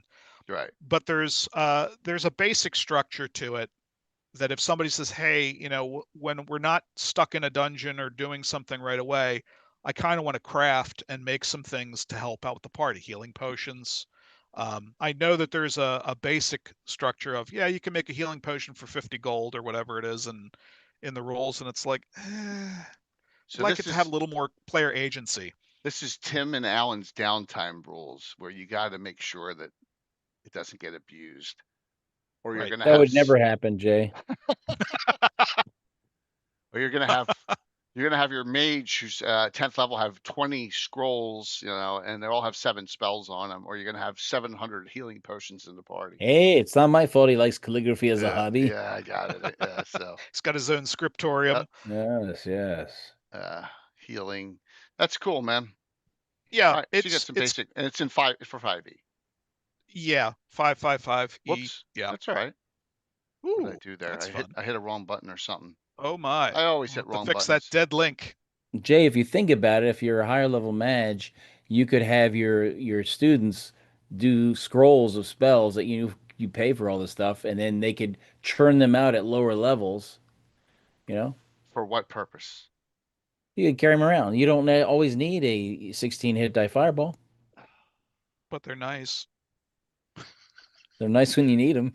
When it positively, absolutely has to be burned immediately. My rule on downtime is this: it's a net zero game. Whatever you're trying to do, taxes are going to suck your money dry or whatever. Because once that it's like Tim with the Bucknard's Everfull purse. Don't give that out to him, because he's going to have a guy who's going to have 7 million. He's really rich. Yeah. So it's all right, man. We're having some fun. So, all right. And then there's a whole other section on enchanting and disenchanting. Yeah, enchanting is a WoW skill, man. In the old days when you had to go, what was that one out in the you had to go in, and because the enchanter was inside the dungeon. Oh God. You're talking about Warcraft? Yeah, in the middle levels. Oh my God, just to get to her was a nightmare because there's all elite troops and stuff. Oh my God. Yeah, it was like, we really don't want you here, but if you really want to try. Yeah, because you got to get there to level up. It was almost impossible in the old days not to.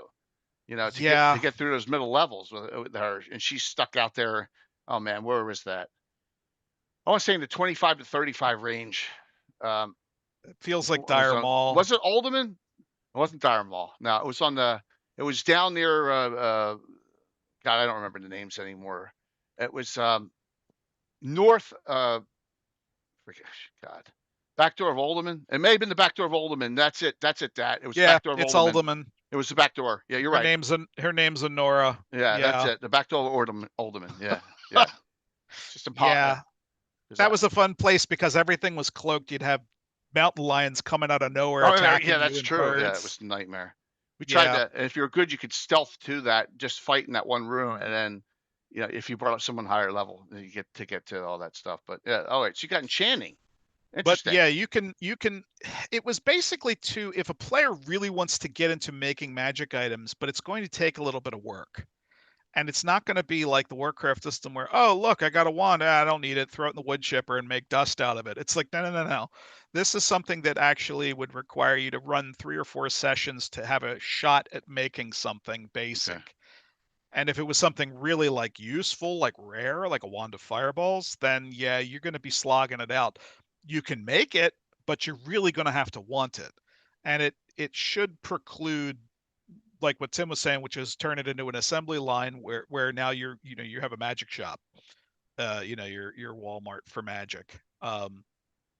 But that's a good point, Tim, because you can do it where you get a really smart enterprising player who says, yeah, I'm going to basically be I'm going to make an assembly line of magic stuff. So then you got to be like, okay, like how do we temper this?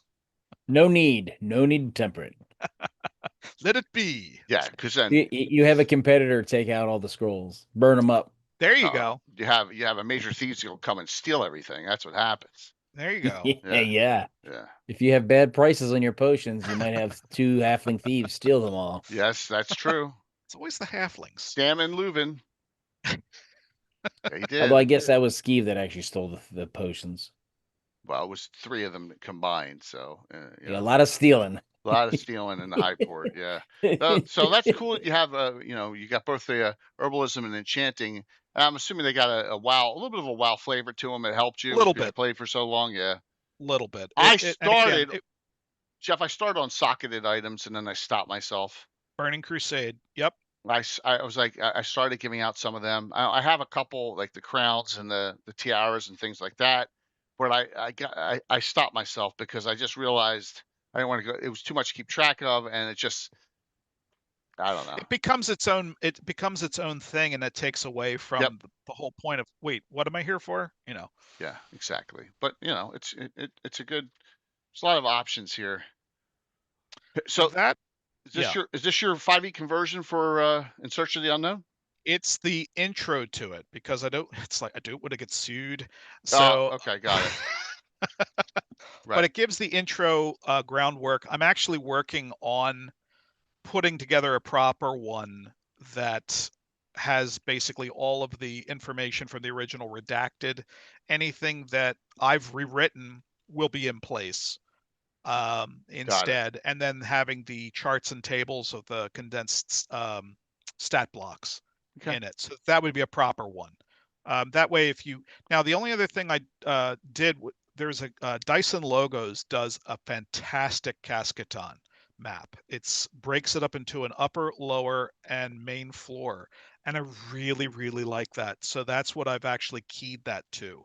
So it would not fit the original B1 map. It would have to be the Dyson Logos version. That's all right. Dyson does great stuff. Oh my God, he's fantastic. Yeah. And so I use the maps a lot on the game. So here's my question: when you DM, do you DM in Fantasy Grounds or Roll20 or Paper and Pencil Theater of the Mind? Paper and Pencil Theater of the Mind. I do have a Roll20 account that I was messing around with. I haven't really done too much with that, but there's a gaming cafe up in Mount Laurel that I've been working with to do in-person one-shots and stuff like that. So really tabletop theater of the mind. I don't have a warehouse full of miniatures. I'm not a millionaire, so I can't really afford too much Dwarven Forge. Oh my God, yeah.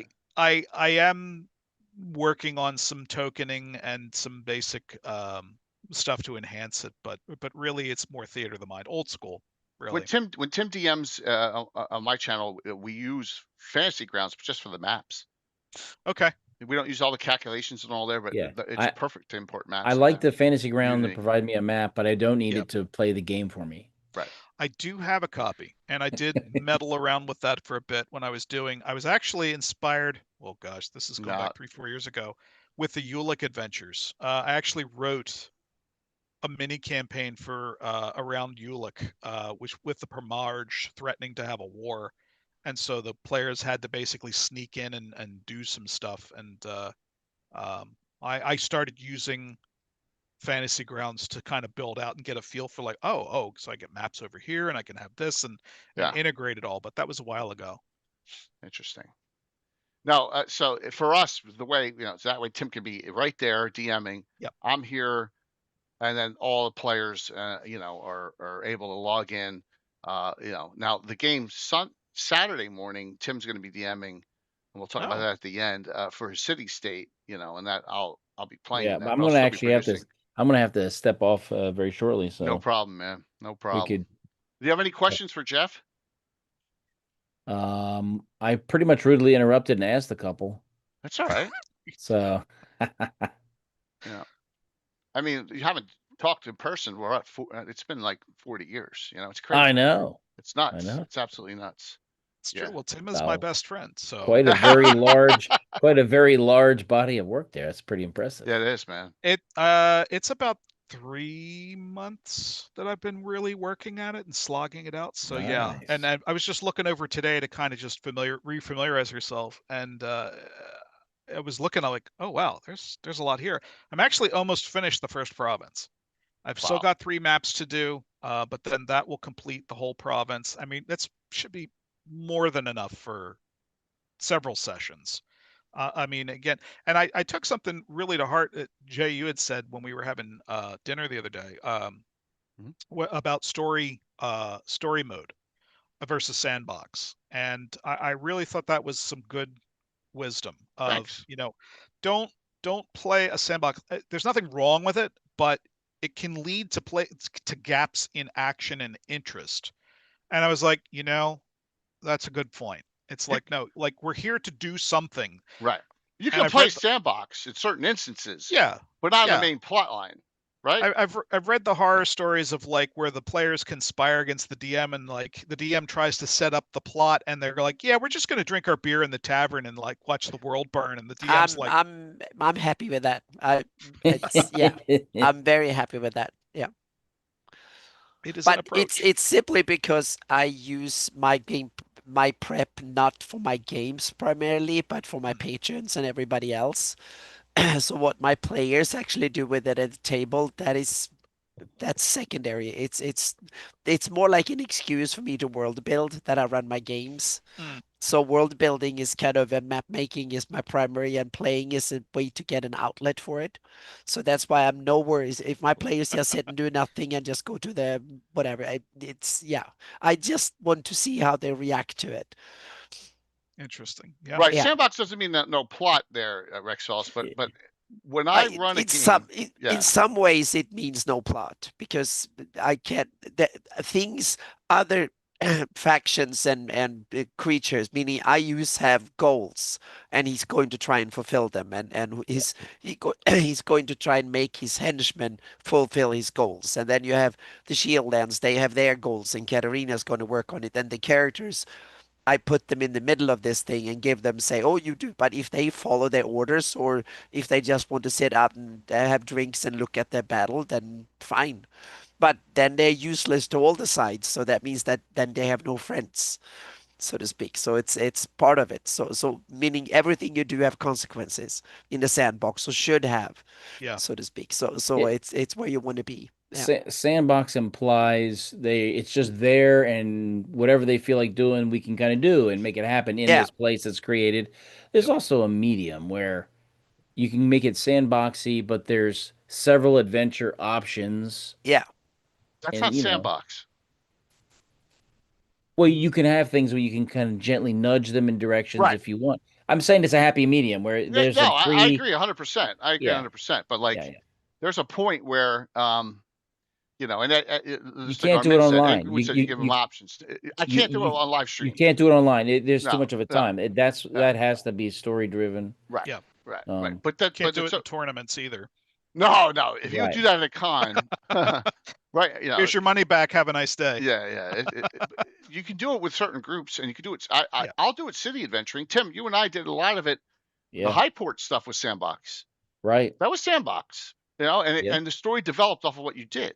Because I went there with a goal. I told you what I want him to do, and you're like, all right, well, let's see what happens. That's the only time I've really DM'd sandbox in 40 some years. But right. or if we all decide we're gonna have a down day on things, and everyone's gonna do all their miscellaneous stuff, and that can lead to something. That's a sandbox. That's sandbox for me. Yeah. But that's okay. Yep. Yeah, middle ground, Tim. I hear. Yeah. Everyone develops their own style, and I'm just gonna, like, Jeff and I are just sitting there, and I was just gonna relate to him what worked for me, what works for me now, But then again, I'm a special case because I do a lot of cons and I get live stream. Right. So So that's cool though. So Tim, I know you got to roll, man. So I'm so glad you were able to stop in for a bit. Wait. You have to stay for this. You have to stay for one thing. Oh, he hasn't seen it? Well, no, you have to stay for your special Tim's commentary in Adventure's Dirty Deeds, right? Here we go. Oh. The best one of all time. Well, there's two scenes that we will see here. There we go. Mercy. Wow, what realism. Tink, tink, this sucks. Yeah. So we would see the battles at the Renaissance Fair, and it's like, oh, really? That's not realistic. Let me see if I got. Do I have the Tim smashing? Oh man, I don't know if I blew that one up or not. Here it is. Here's my sign. It might help. +5 mace. Thank you. Yes. It knocks him straight through the tree. There you go. I'm a much better artist than this. I hope you all know. Yeah. This is from dude. This is when you were in high school, Jeff. This is when you were in high school. We understand, man. A lot of that came from those the Sterling Forest trip to the Renaissance Fair. Yeah, a lot of that because I was so enthused. I put together a ringmail shirt from a great scratch. Story. It was horrible. And I needed a cloak. Well, this is southern New Jersey in the late 70s. Like, where are you going to get that? Short of going to a theater outlet. So I just grabbed a tablecloth. So I get dressed up. We're out there, and this is with Tim's uncle. He was there, and that's how long ago it was. And we're going around. We're having a great time. It's huge. It's a huge thing. People are walking around with turkey legs, throwing axes, looking at Soka Bloke and Drencher Wench. Drencher Wench, yep. And there was a bunch of people dressed in garb because you got in for free. And so there were these 3 girls there, and you're in high school, so it's like, oh my gosh, a girl. And I walk over, and the girl looks me over, and she goes to me, she goes, "You must be Sir Table of Cloth." And I'm like, oh God. She rolls a natural 20 with criticism and just guts me like a fish. And I'm like, I'll just saunter over here now.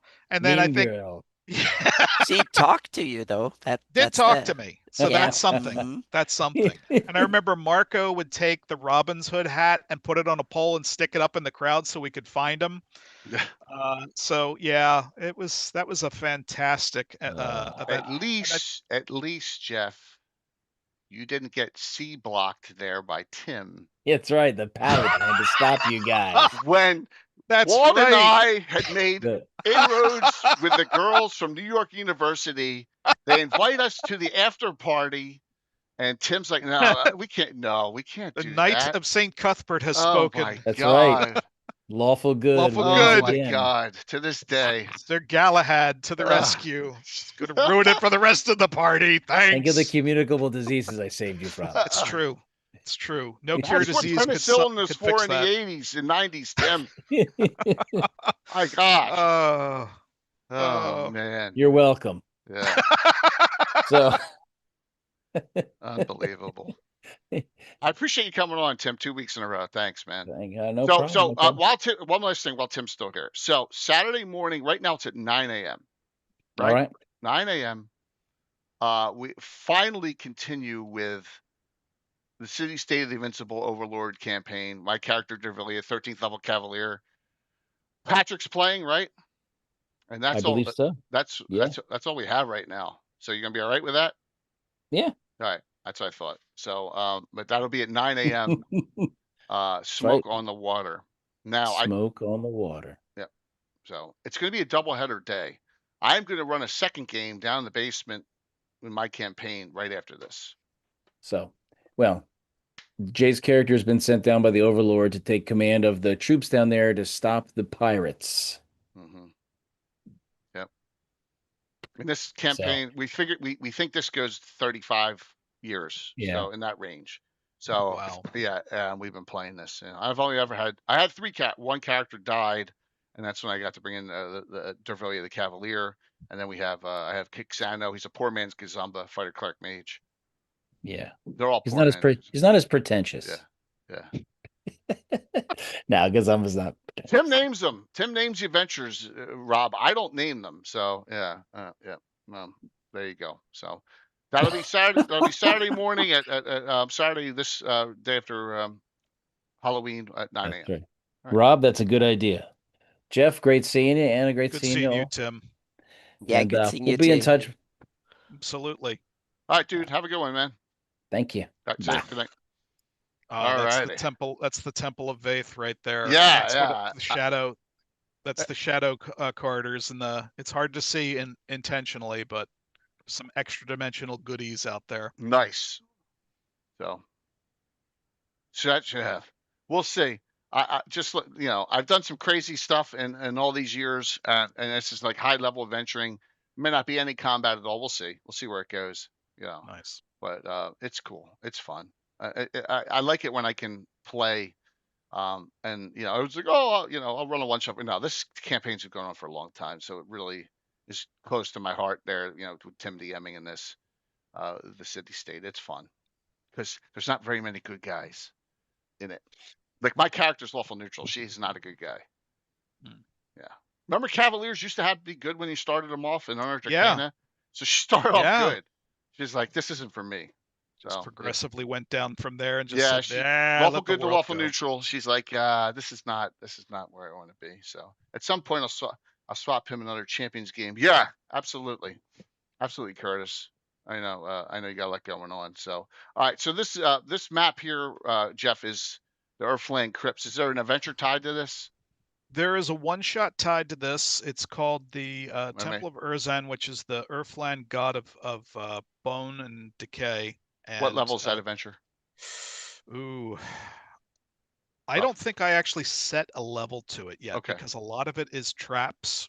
Okay. Okay. I'll have to look. I think it's low level. Okay. It should be much higher though. But you're 40. No, I don't think it's that low. No. Talking to somebody the other day, and I'm like, "Oh, what level's your character?" 19. I'm like, 19? It's like, my gosh, like, what have you been playing? Jeff, we have in 45 years brought up from first. I'm not talking to Monte Balls. I have one character that's 18th, one character that's 17th. They're both straight thieves, halfling thieves. Right. Most of the characters, like Britomart, you remember Britomart, Walt's elf cavalier. She's like 15th or 16th. Yeah. That's as high as it's gone in all these years. Normally 13th level you're in retirement mode. So, you start building castles, you plan civic projects, absolutely. Become a politician, something like that. All right. So Anna, do you have any questions of Jeff on on all this wonderful stuff? Here's an adventure. I'm just, this is awesome to see. It's like Mike Bridges with all you take and build stuff on it. So keep the cool things coming. So it's great. And thank you for putting it on the web so people can read it and make a blog out of it. That's great. Absolutely. What's up, Malden? Yeah. Putha Paladin's article was great. Every alignment covered. Yes, as a Paladin, Malden. But remember, Cavalier was its own, came out. We used the Dragon 72 version. I don't use the Unearthed Arcana version. But I don't see, like, when I think of, like, guys jousting in, like, Ivanhoe, right? The Normans, I don't think of them, they started out as good and then they became bad, right? I don't, I have classes available for Cavaliers all. Because there's evil ones, there's good ones, just the way I see it. Sunken Ferry, Elsbeth Hodnet Trader or Thane Alris. So this is going to be near Hodnet Ferry or Hodnet? That is it's 4.2, so that's the Hamlet 4. That's probably Hodnet Ferry. Cool. It says a small river ferry. The Juniper went missing en route from Hodnet to Reedwatch. Cool. Yeah, there's a bunch of those. There's a bunch of those. Like I said, I wanted to try to handle it like, hey, we're just going to go south and noodle around and see what comes of it. And that was the sandbox goal of. And again, not to keep going back to Warcraft, but that's right. It's a quest hub. It's what are we here for? What are we doing? What's going on? What needs being done? Is there anything going on? And so these are basic side quests that can at least make it more than just passing through, and possibly even become something like you could take a side quest and turn it into a whole thing if you wanted to. Sure. That's awesome. Yeah. Let's see what else I got here. I snipped a lot of things. See, you got general information. A lot of this I pulled right off of the Facebook post. Like you got information here, like general stuff on Hill Meat. This is Hill Meat. Right. So you take that and then, there's a link to it and all. Trouble across the Zumker info. I don't know if I showed that one. Here it is. Oh, that's the barbarian tribes across the river. Oh, okay. All right. So this one, there's 2 quests that I've written so far. One's in Westwatch. I think the other one's in Hymir. Yeah. This one's in Westwatch. So Westwatch is on the western frontier. It is on the Zumker River, and there's a trade route that crosses over it. And the trade route goes well into the Bandit lands. And so I gave them some names just for reference. But I wanted to break it up because this quest, you could kind of noodle around across the river. Now, the real problem is that there's a small barbarian tribe clan that's trying to be recognized. It's fighting to get respect. Okay. And they're causing trouble. And so you get a little glimpse into the Grosskopf barbarian politics, because you've got about 3 other tribes. You've got the Red Maw, who are to the north. They're more mountain hill barbarian types, and they love a fight. They're like, yeah, let's spill some Tenh blood. Let's take some land if it makes sense. The problem is they're not idiots, and so this other tribe, which are the Blood Tusks, they haven't really earned the right to have a seat at the table when it comes to what the barbarians are doing. So they call them all the other tribes basically call them mud pigs. They're like, maybe, you can talk to me when you can grow a full beard kind of a thing. But they've been causing problems with the Tenh. The tribe to the south, the Sky Talons, that's run by the chief, and that is a woman named Sigrun One Eye, and she's got a good handle on the politics of the situation with the Tenh. Now, true to form, the barbarians do cause enough trouble over the next 2 or 3 years that the duchy basically goes, screw this, we're coming over with some cavalry, we're going to calm this place down. No, the Duchy of Tenh. The Duke of Tenh. Okay, got it. The Duke basically says enough's enough, and he kind of sends some troops over to kind of calm them down. That does happen, but this is leading up to that. So there are some things that do play off of what historical Greyhawk should be. That's cool. And puts a name to it. So he's trying to make a name for himself. He's stirring up trouble.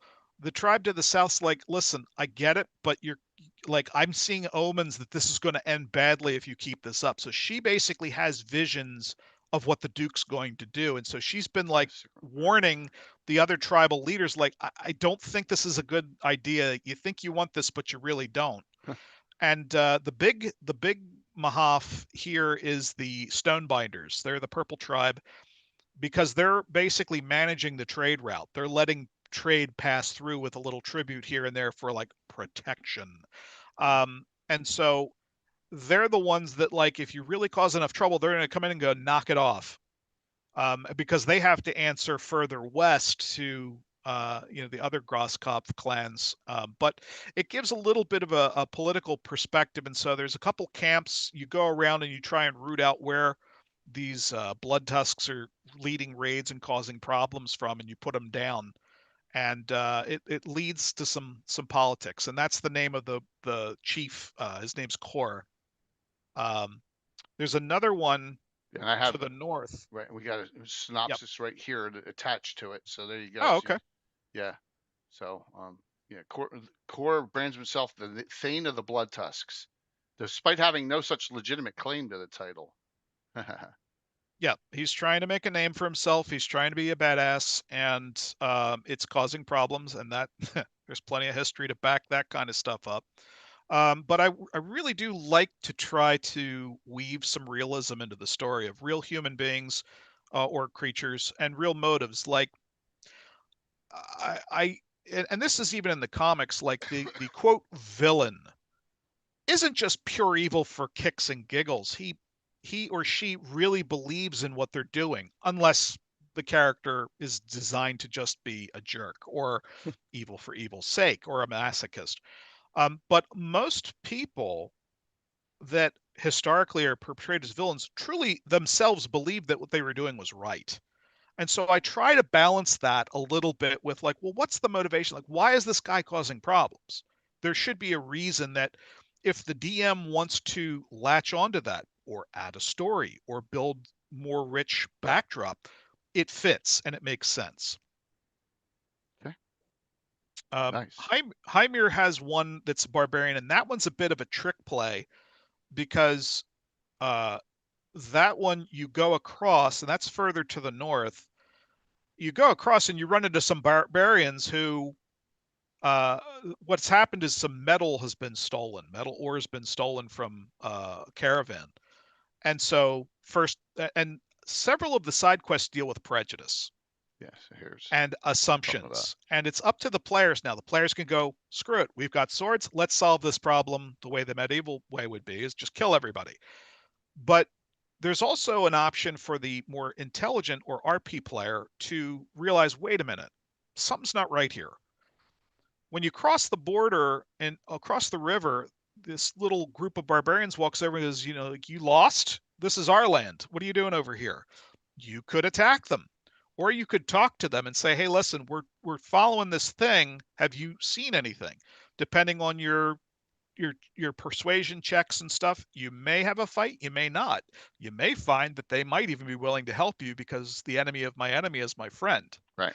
And it leads to, ultimately, there's a forge run by some hobgoblins that are down from the mountains with some kobolds, and they're stealing the ore for their own reasons, which actually ties in later in the campaign. So I've never heard of anyone besides you developing this area. Correct? Really? Crosskoff? No. Oh, I don't think for Living Greyhawk there was some stuff, but not that much, because Right. Bandit Kingdoms was, yeah, it was that was Bandit Kingdoms was the area, so to speak. But I don't think 10 had much. There was one of these run over disappeared area in Living Greyhawk, if I remember correctly. Hang on a second, let me double check on that. Yeah. What? Really the cool. Judges are checking. Yeah. Small, because a lot of, everyone thinks of you got Stone Fist, Frost, Ice, Snow Barbarians, and then, well, there's all these lesser clans too. Right. And then the Bluff Hills is kind of like the Wild West. It's situated in between the barbarians who, unless you really have something they want, they kind of don't bother you. And there's a little halfling village just across the border in the Bluff Hills that I made called Duthmere. And there's a side quest out of Zumkergrod, believe it or not, with the Thieves Guild. And they need you to kind of put down a rowdy thief who's making a little too much trouble and deliver a shipment to this herbalist in Duthmere. And it's a slightly addictive substance, and she basically it basically helps with dexterity temporarily, and she gets it, procures it, and trades it through the thieves network. And she's this sweet little old lady halfling, but she's actually a rogue, and she could probably kick most of the players' rear ends. But she's a quest giver there that you can help her out, and also get some herbal supplies and substances, for potions and magic and stuff like that. But they kind of live like under the radar because they really don't have too much that any barbarian tribe really wants. Land, food, gold. It's kind of like, meh. So they just kind of leave them alone. Yeah. The Living Greyhawk, they had the 10 was kind of divided between the Bandit Kingdoms and Pale, because both of them invaded 10 from either side. So for the Living Greyhawk, most of it was under IUs and Bandit Kingdoms. It was the Bandit Kingdoms area in Living Greyhawk, and the southern part became part of Pale. So that was part of the Pale triad. So that was divided up. So that's why it didn't have its own region or triad. Right. Well, then they had that ethereal invasion or whatever the hell that was. Yeah, there was a lot of stuff like that, but it was basically divided up. And then I guess it was also part of the meta region, the IU's border states. I think that some adventures might have been under that one too. Yeah. So you've done a lot of detail, which is fantastic. Yeah. Because remember, you don't have to have everything go the way the box sets say. Yeah. But at least for me, I try where I can to honor it. Obviously, the campaign diverges, so not everything's the same. But a lot of good writing went into certain parts, and where I can bridge that or squeeze something in between to go, oh, this is how this works, this is making more sense, I really do try to do that. Yeah. That's great. I think that's a great way to handle canon, so to speak. And also, meaning we have things that are inconcise and conflicting in canon too. So in published lore, I guess so that's part of it too. So cherry pick and then build from on it, so to speak. 100%. I think it's important to do the research, if because there are people who really do care. Oh, there's the picture. Yeah. Which one? The first one, that was the Marvel 70s cover that launched the whole Grey Wolf comics and media. That's what I posted as a tickler. The guild leader was a woman, and so it was a female orc, and so so there's certain things when you're writing that you really want to avoid. Okay, one of them is the Mary Sue. Okay, and the Mary Sue is a term where the character does everything right. Any major character in the intellectual property is fanboying or fangirling over them. Oh, you're so fabulous. Oh my gosh, can I have your number? And it just gets to a point of like, okay, I can't take any more of this. Like this character just does no wrong. When I decided, all right, I'm going to write a story, I went to the guild leader and I said, okay, tell me your character's backstory. And they're like, well, she's the illegitimate daughter of this major character. I'm like, oh, for God's sake. Of course, everyone's illegitimate child of someone great. It always is like that. And I'm like, really? Like, this is the absolute worst scenario for a writer to have to then try to extricate myself. I'm like, oh, okay. All right, let's put that aside for right now and focus on a problem. And that particular comic, that was interesting because that was a real dive into realism. This was during the expansion called Legion. Yeah. Which again, talking about being old, is now in classic remix rather.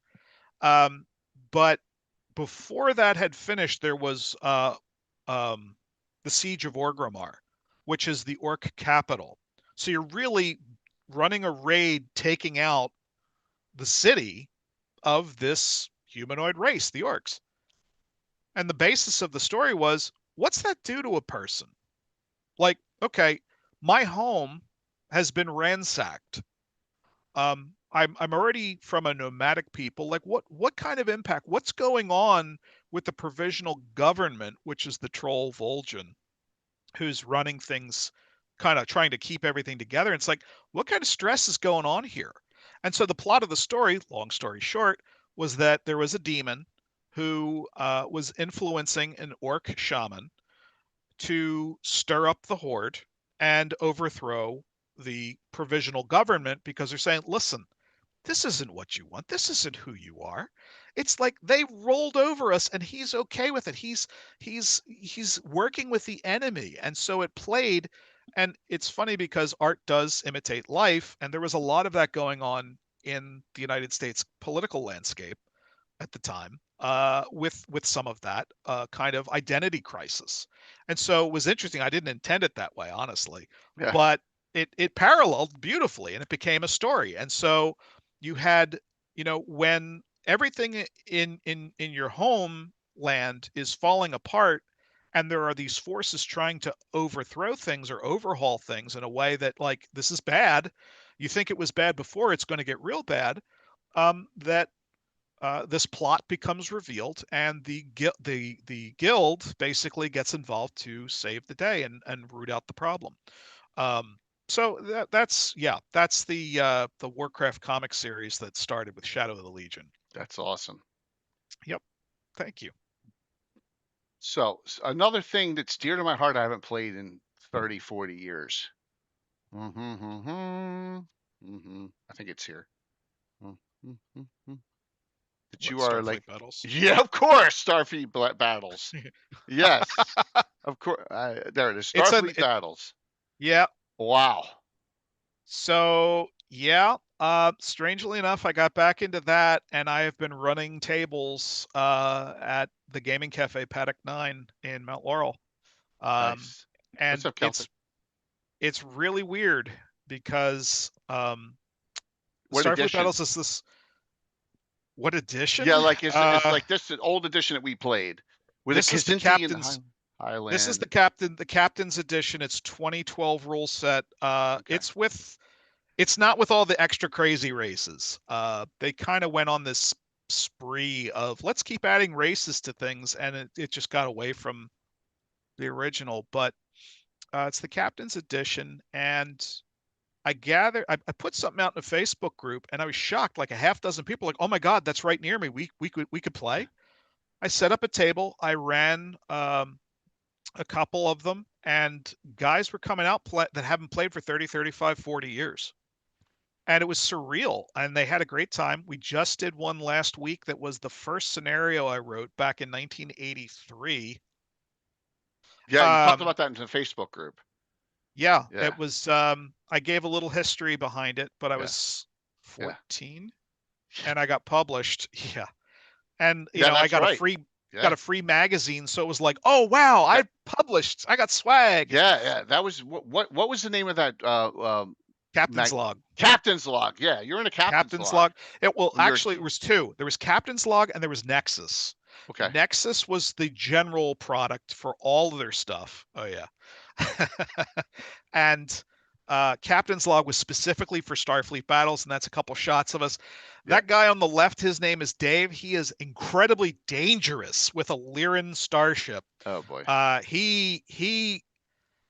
We had an amazing game called Space Hockey, where you have fleets of starships and there is a puck, and you shoot the puck and the puck moves. And the goal is not to destroy the other ships, but like in hockey, you can rough up the other team. Yeah. And Dave was so good. The guy across from the table, his name's Tom Chardoff. Another great player. He's really good with Klingons. He was playing a race called the Hydrons, and they're kind of like the British. Yeah. Yes. And we learned the hard way that Hellbores are an incredibly powerful weapon, because Tom kept firing them and really just messing us all up. But Tom kept in the fight. God bless him. He got hit so hard. His ship had like 3 boxes left. He lost all of his command spots. His ship technically became uncontrolled, which I've never seen. Was a really, really great game. But we played Minor Smuggling last week, and I actually Tom won because we forgot a very important detail in the mission. But Tom had a small Klingon ship that blew up one of my ships, an Orion slaver, and the explosion was so strong that it actually damaged it just took out the whole boom section, and he almost had a Klingon mutiny on the ship. That's awesome. So yeah, some really great stuff, and we're actually scheduled to play in a couple weeks again, and we're going to do an end of year bash with a base assault. So nice. We've got about a half dozen guys coming out, but it's been really fun getting back into it. And there's a video on the site. It's a clip from Star Trek Continues, I think it is. And it basically was a fan publication. Or like this. This is it, I think. There's a fan series done. There's a couple of them out there now, but this was the first. Guy did really, I think the guy who did the series has a Star Trek museum in Ticonderoga, New York, because he actually has like the set down to the details. It's considered authentic. He actually had the costume designer from the original series send him the prints, the actual patterns of the uniforms from the original series. And they did this episode. The episode has this combat scene between the Enterprise and a Klingon battlecruiser that is unlike anything that you've ever really seen in Star Trek recently, but it was really well done, and it really captured the spirit of what Starfleet Battles is all about from the battles part of it. It's in the name. And so I remember seeing this the first time, and I just about jumped out of my chair. I'm like, oh my God, this is everything that I've ever wanted and didn't know I needed. But yeah, it was really good. But yeah, we're still playing. So that's awesome. 35, 40 years. And it's funny because you get with these guys, and it's probably the same way when you're playing with D&D with us. It's like you feel like you're 18 again. You feel like you're 16 again. And it's like it's the 80s again. Yeah. And like all these guys, you know, our hair is a little bit grayer. We've got beards now. We're a little bit heavier. Well, some of us. Speak for yourself on the gray hair. But yeah, well, mine went gray in like my 30s. But it's still that same vibe. And it's really cool to still have that after all this time, you know. Yeah. No, I'd have to find my old books. I have them somewhere. But how long does that scenario take? 4 hours? We've that one was done in about 3. Okay. It was about 3 hours, and we've actually finished 2 games. Now we've had a couple where we had to call it because we only do like 3-4 hour blocks. Cool. But the fact that we actually finished a couple, it was like, no, you never finish a game of Starfleet Petals. Yeah. Yeah. But yeah, about cool. 3 hours. Nice. Yeah. Yep. And I've actually, because again of you, I put it out to the Facebook group for Starfleet Battles whether there's any interest in either doing a tabletop at a convention. I don't know, Paige, it's probably too late to do anything, but like PAX Unplugged, Paige, if not this year, then maybe next year of doing something. So we're looking into that. Anna and I and a lot of people are VIP guests at Paige. If you really wanted to run a game there, I guarantee you we could get you in. We could get you in. Seriously, this year, if you want to do it in January, all I got to do is call Ron up. Say, Ron, I don't think the snares are closed out yet. So just so you're aware. Good to know. I want to make sure that the people will come because I think it's really worth it. Because if you go to a convention, there's really nothing like it.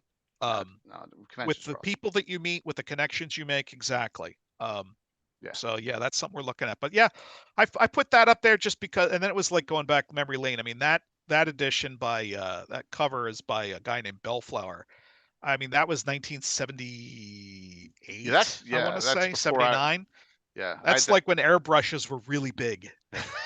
I had the second edition, I think, with all the little. I had the little books. Yeah. The expansions. Yeah. The Hydrons and the Kazintis and all that. Yep. Yeah, absolutely. But we're still playing, so. Yeah, see, Rob, I'd play Starfleet Battles at Paige in a heartbeat. Yeah, Rob, but you were we're all so busy already with schedules. You have to find the right time. But yeah, Rob would definitely play that. And there's a lot of it's just one of those. I remember back in the day, PBS had the Tom Baker Doctor Who's on at the time, all the time. So we'd be watching the Ark in Space or one of those old ones. Oh yeah. And playing Starfleet Battles. We do that on an off night. Yeah, man, those were the days. So, yeah. I still remember with Tim, we used to play. Was it Swords Aftermath? and Sorcery? And then there was. No, I remember playing Aftermath with Tim. He was fantastic at that. But there was a war game called Swords and Sorcery, and there was another one called Divine Right. Divine Right's a board game. Both of those were. I have it right there. Both of those were ahead of their time. Watch, Jeff.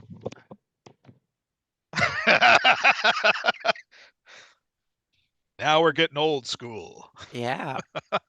But some of those games were ahead of their time. Really ahead of their time. Come on, man. I'm a crazy collector here. Yep. Oh, there it is. Yep. I remember playing with Tim. Oh, there you go.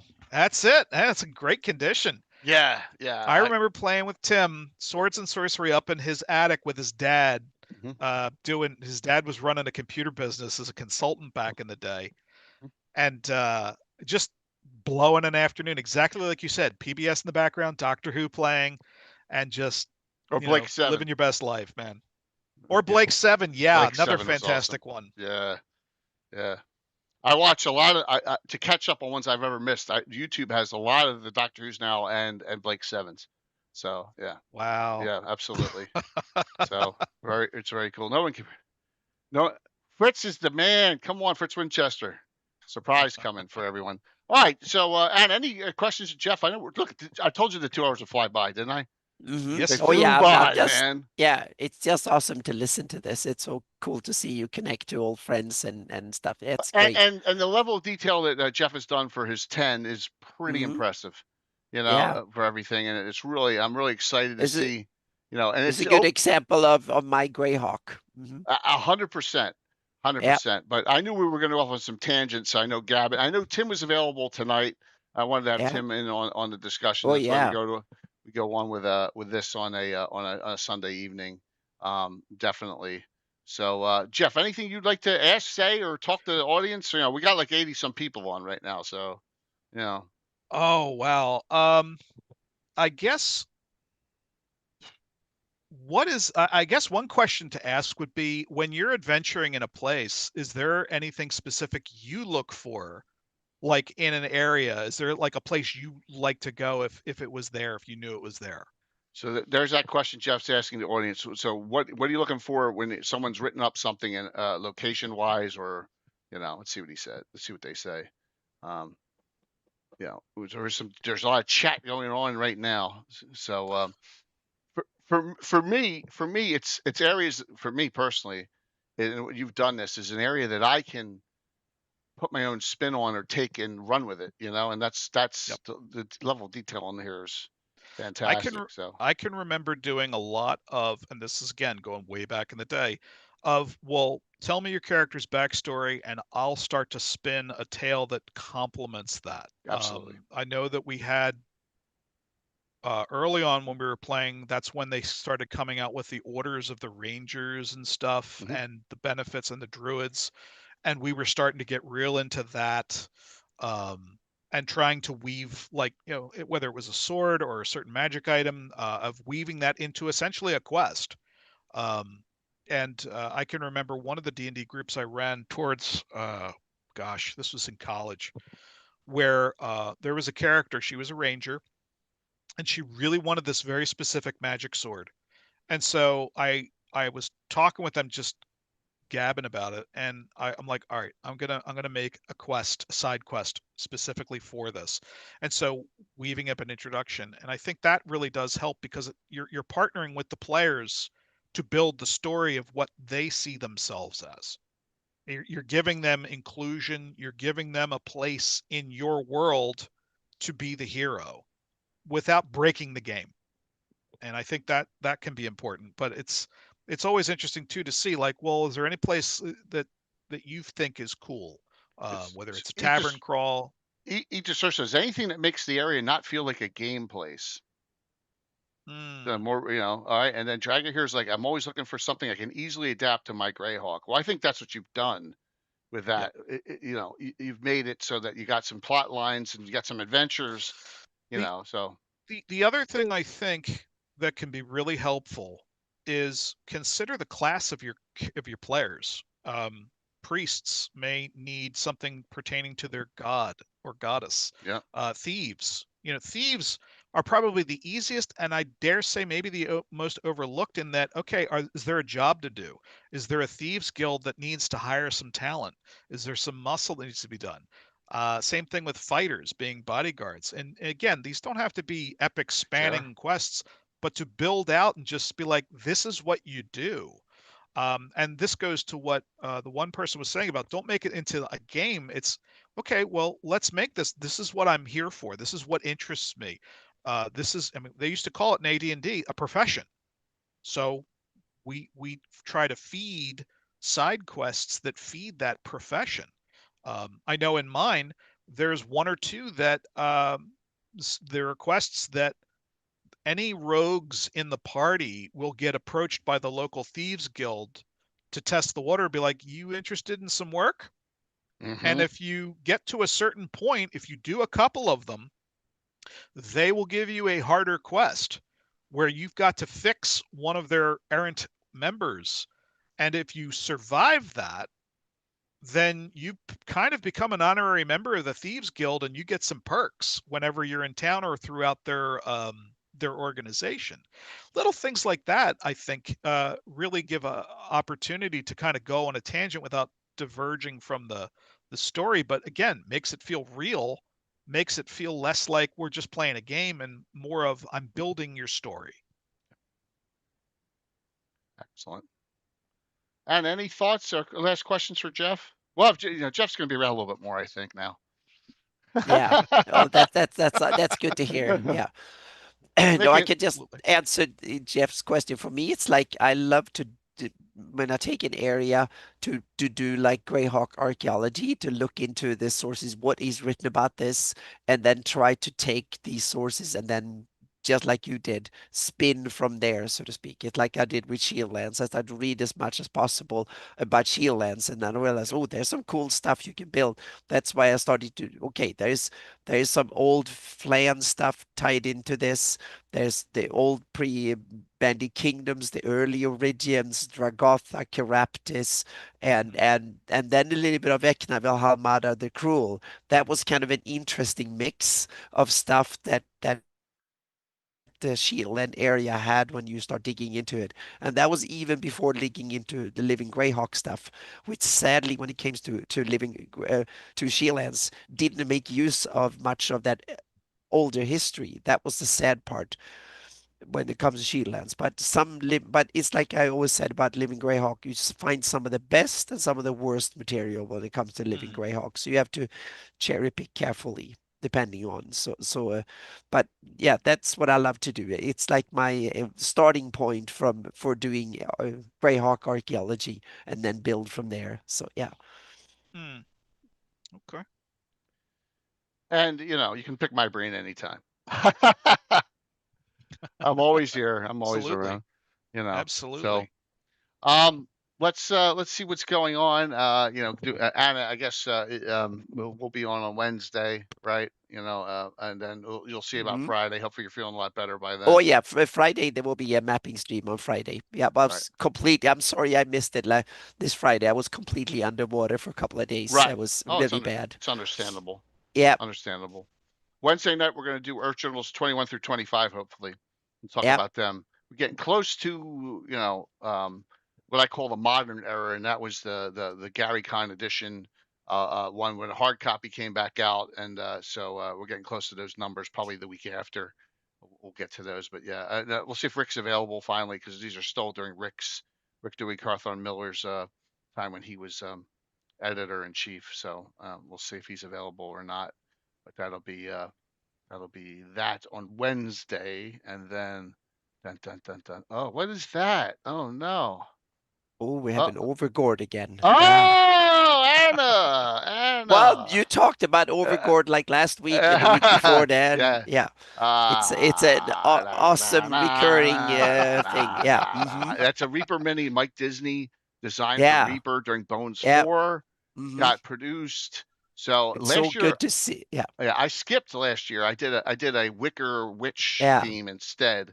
But Revenge of the Overgord, our Halloween special Thursday night. So I got Tony Winslow Brill, Bella, Witch Starfall, Ashfly, who's on chat now, Korg the Mighty, a very special, insane guest who will be on late.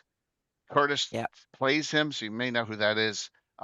And then Tom from my group will be the only one from my group playing. May have one other person in on that too. Yeah. But the Revenge of the Overgord, the Halloween. So I am having a classical Halloween special again. That's cool. I can do Halloween voiceovers now. I have the voice for it. That sounds so terrible. So it's like, I have the Overgord laughs like the guy in the Halloween special in that you get the mount from in the Crusade adventure. The Headless Horseman. The Headless Horseman. My favorite. Yeah, I did. I got that mount from my Warlock years ago. Yep, years ago. I got it as well. That's a great voice actor. Yeah. So that'll be on Thursday night. Then Saturday morning's Ever Mysterious Tim adventure. I'm double headering it. I'm going to have a game Saturday afternoon where I'm DMing down the basement with a bunch of guests, which I haven't finalized yet who's on that, but that'll be, and then we'll have Gabbin Sunday. So it's going to be a 5-stream week coming up this week. Yes, I mean, we're glutton for punishment. So, and that is what's going on. Any final words, Jeff, on anything you'd like to? One of these days, I'll have to get a seat at your table and bring a Gnome Illusionist Thief or something like that, or something I've got cooked up somewhere if I can fit in. And of course, but no, definitely thank you. You've been very gracious to have me on as a guest. You have welcomed me into your community. I have really been enriched by all of your guests over the various shows. And it's really been an absolute pleasure, not only just to catch up with you, but just to be a part of what you guys are doing here. So thank you so much. Of course, welcome to the community. Welcome back to the Greyhawk community. And you've done some unbelievable content already, man. It's just, it's awesome, man. Thank you so much for putting it on. And I tell a lot of people that when you run cool games, put the stuff online. You never know what's going to happen with it. Yep. That's it. And there's first game, Gnome Illusionist Thieves and Illusionist Assassins and all that, they're insane because you can't find them half the time.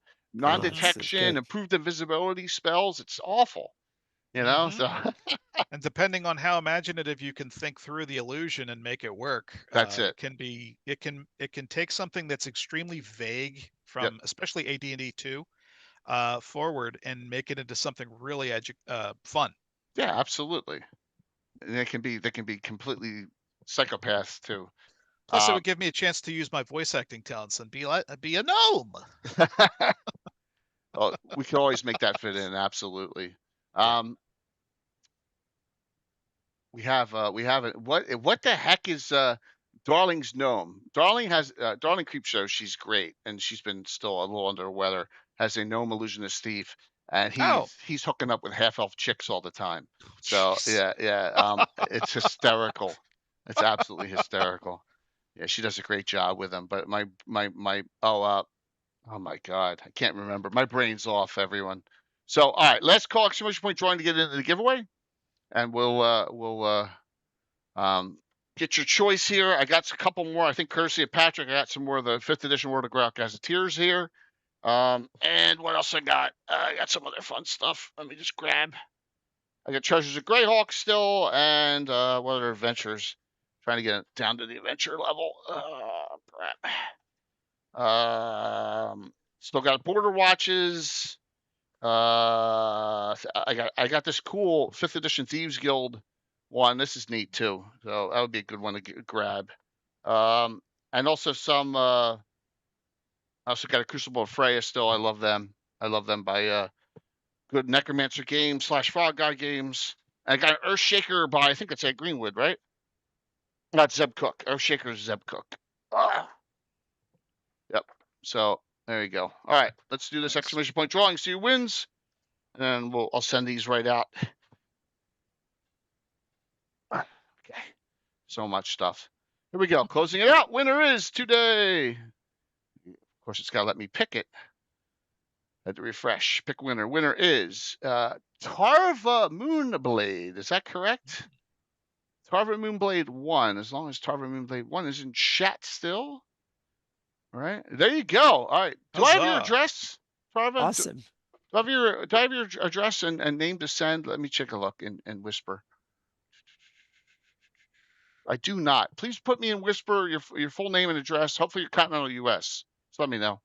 If you're not Continental US, I'm going to give you a Troller Games gift certificate. Oh, it's DM Chris' wife. Awesome. Oh, it's your wife. Okay, Chris. All right, you want me to send it to you, Chris? That's awesome. That shows how dumb I am. I should have known that. I apologize. No, we can. Yeah. Chris, you get together and let me know what you guys want, and I will send it out. And thank you for all your support. Yep. Cool. All right. Tarva, they're going to you, but just make it easy because I have your address. All right. We're gonna raid into Marquee Gaming, as Rachel and Mark are on, and they're part of our stream team. So we're gonna raid in. Darling's not on tonight, so that's who we're gonna be rolling into. And Jeff, thanks, man. That was fun. That was a blast. Thank you. Great memories. Being here. Like I said, to think I don't throw anything out. To think I still have this Sceptre. Clearly. You'll have to send me a picture of it so I can incorporate it into the campaign. This is what I'll do. I will scan it and I will send it. You wrote this. This is your handwriting. I will scan it in and I will send that in the Dirty Deeds over nice. PDF. Yeah. So you have. Nice. We might have to do a next generation. I'll see what I can do. Yes, that would be hysterical. Thanks. Thank you, TPS. We're trying to do some reminiscing here, and like I said, it's that's part of being in the community. Old and new, and And it's a shame because we know a lot of people have passed. We know like Tim's dad is not well. It's a shame, but I miss him playing. He played in my game from like 1998 to 2010. I just there's a lot of things and when it's an opportunity to bring someone back in, it's just wonderful. So, and thank you all for the support tonight. All right, we're gonna raid into Marquee Gaming, and Anna, I'll see you on Wednesday. Jeff, I'll be talking to you soon. All right. Will I hit a wrong button? Maybe. Uh-oh. You haven't done it yet. I haven't really hit a lot of bad. No, not this show. Bad buttons, yeah. And hopefully you feel better. Oh yeah, I feel better, much better today. Switching to Marquee. I took one of these NyQuil that knocked me out overnight, so that'll do it. Yeah, I needed that so I could sleep properly. I tried not to take them more than necessary, but this time it was necessary. So yeah. Alrighty, nice number. Got over 70 going into them. That's fantastic. Oh wow. Yep, 72 rating in 5, 4, 3, 2, 1. See you Wednesday. Bye everyone. Bye. Just sure that went. Yep, it went over 75. That's good numbers. Yeah, really good. 75. Shut the stream off.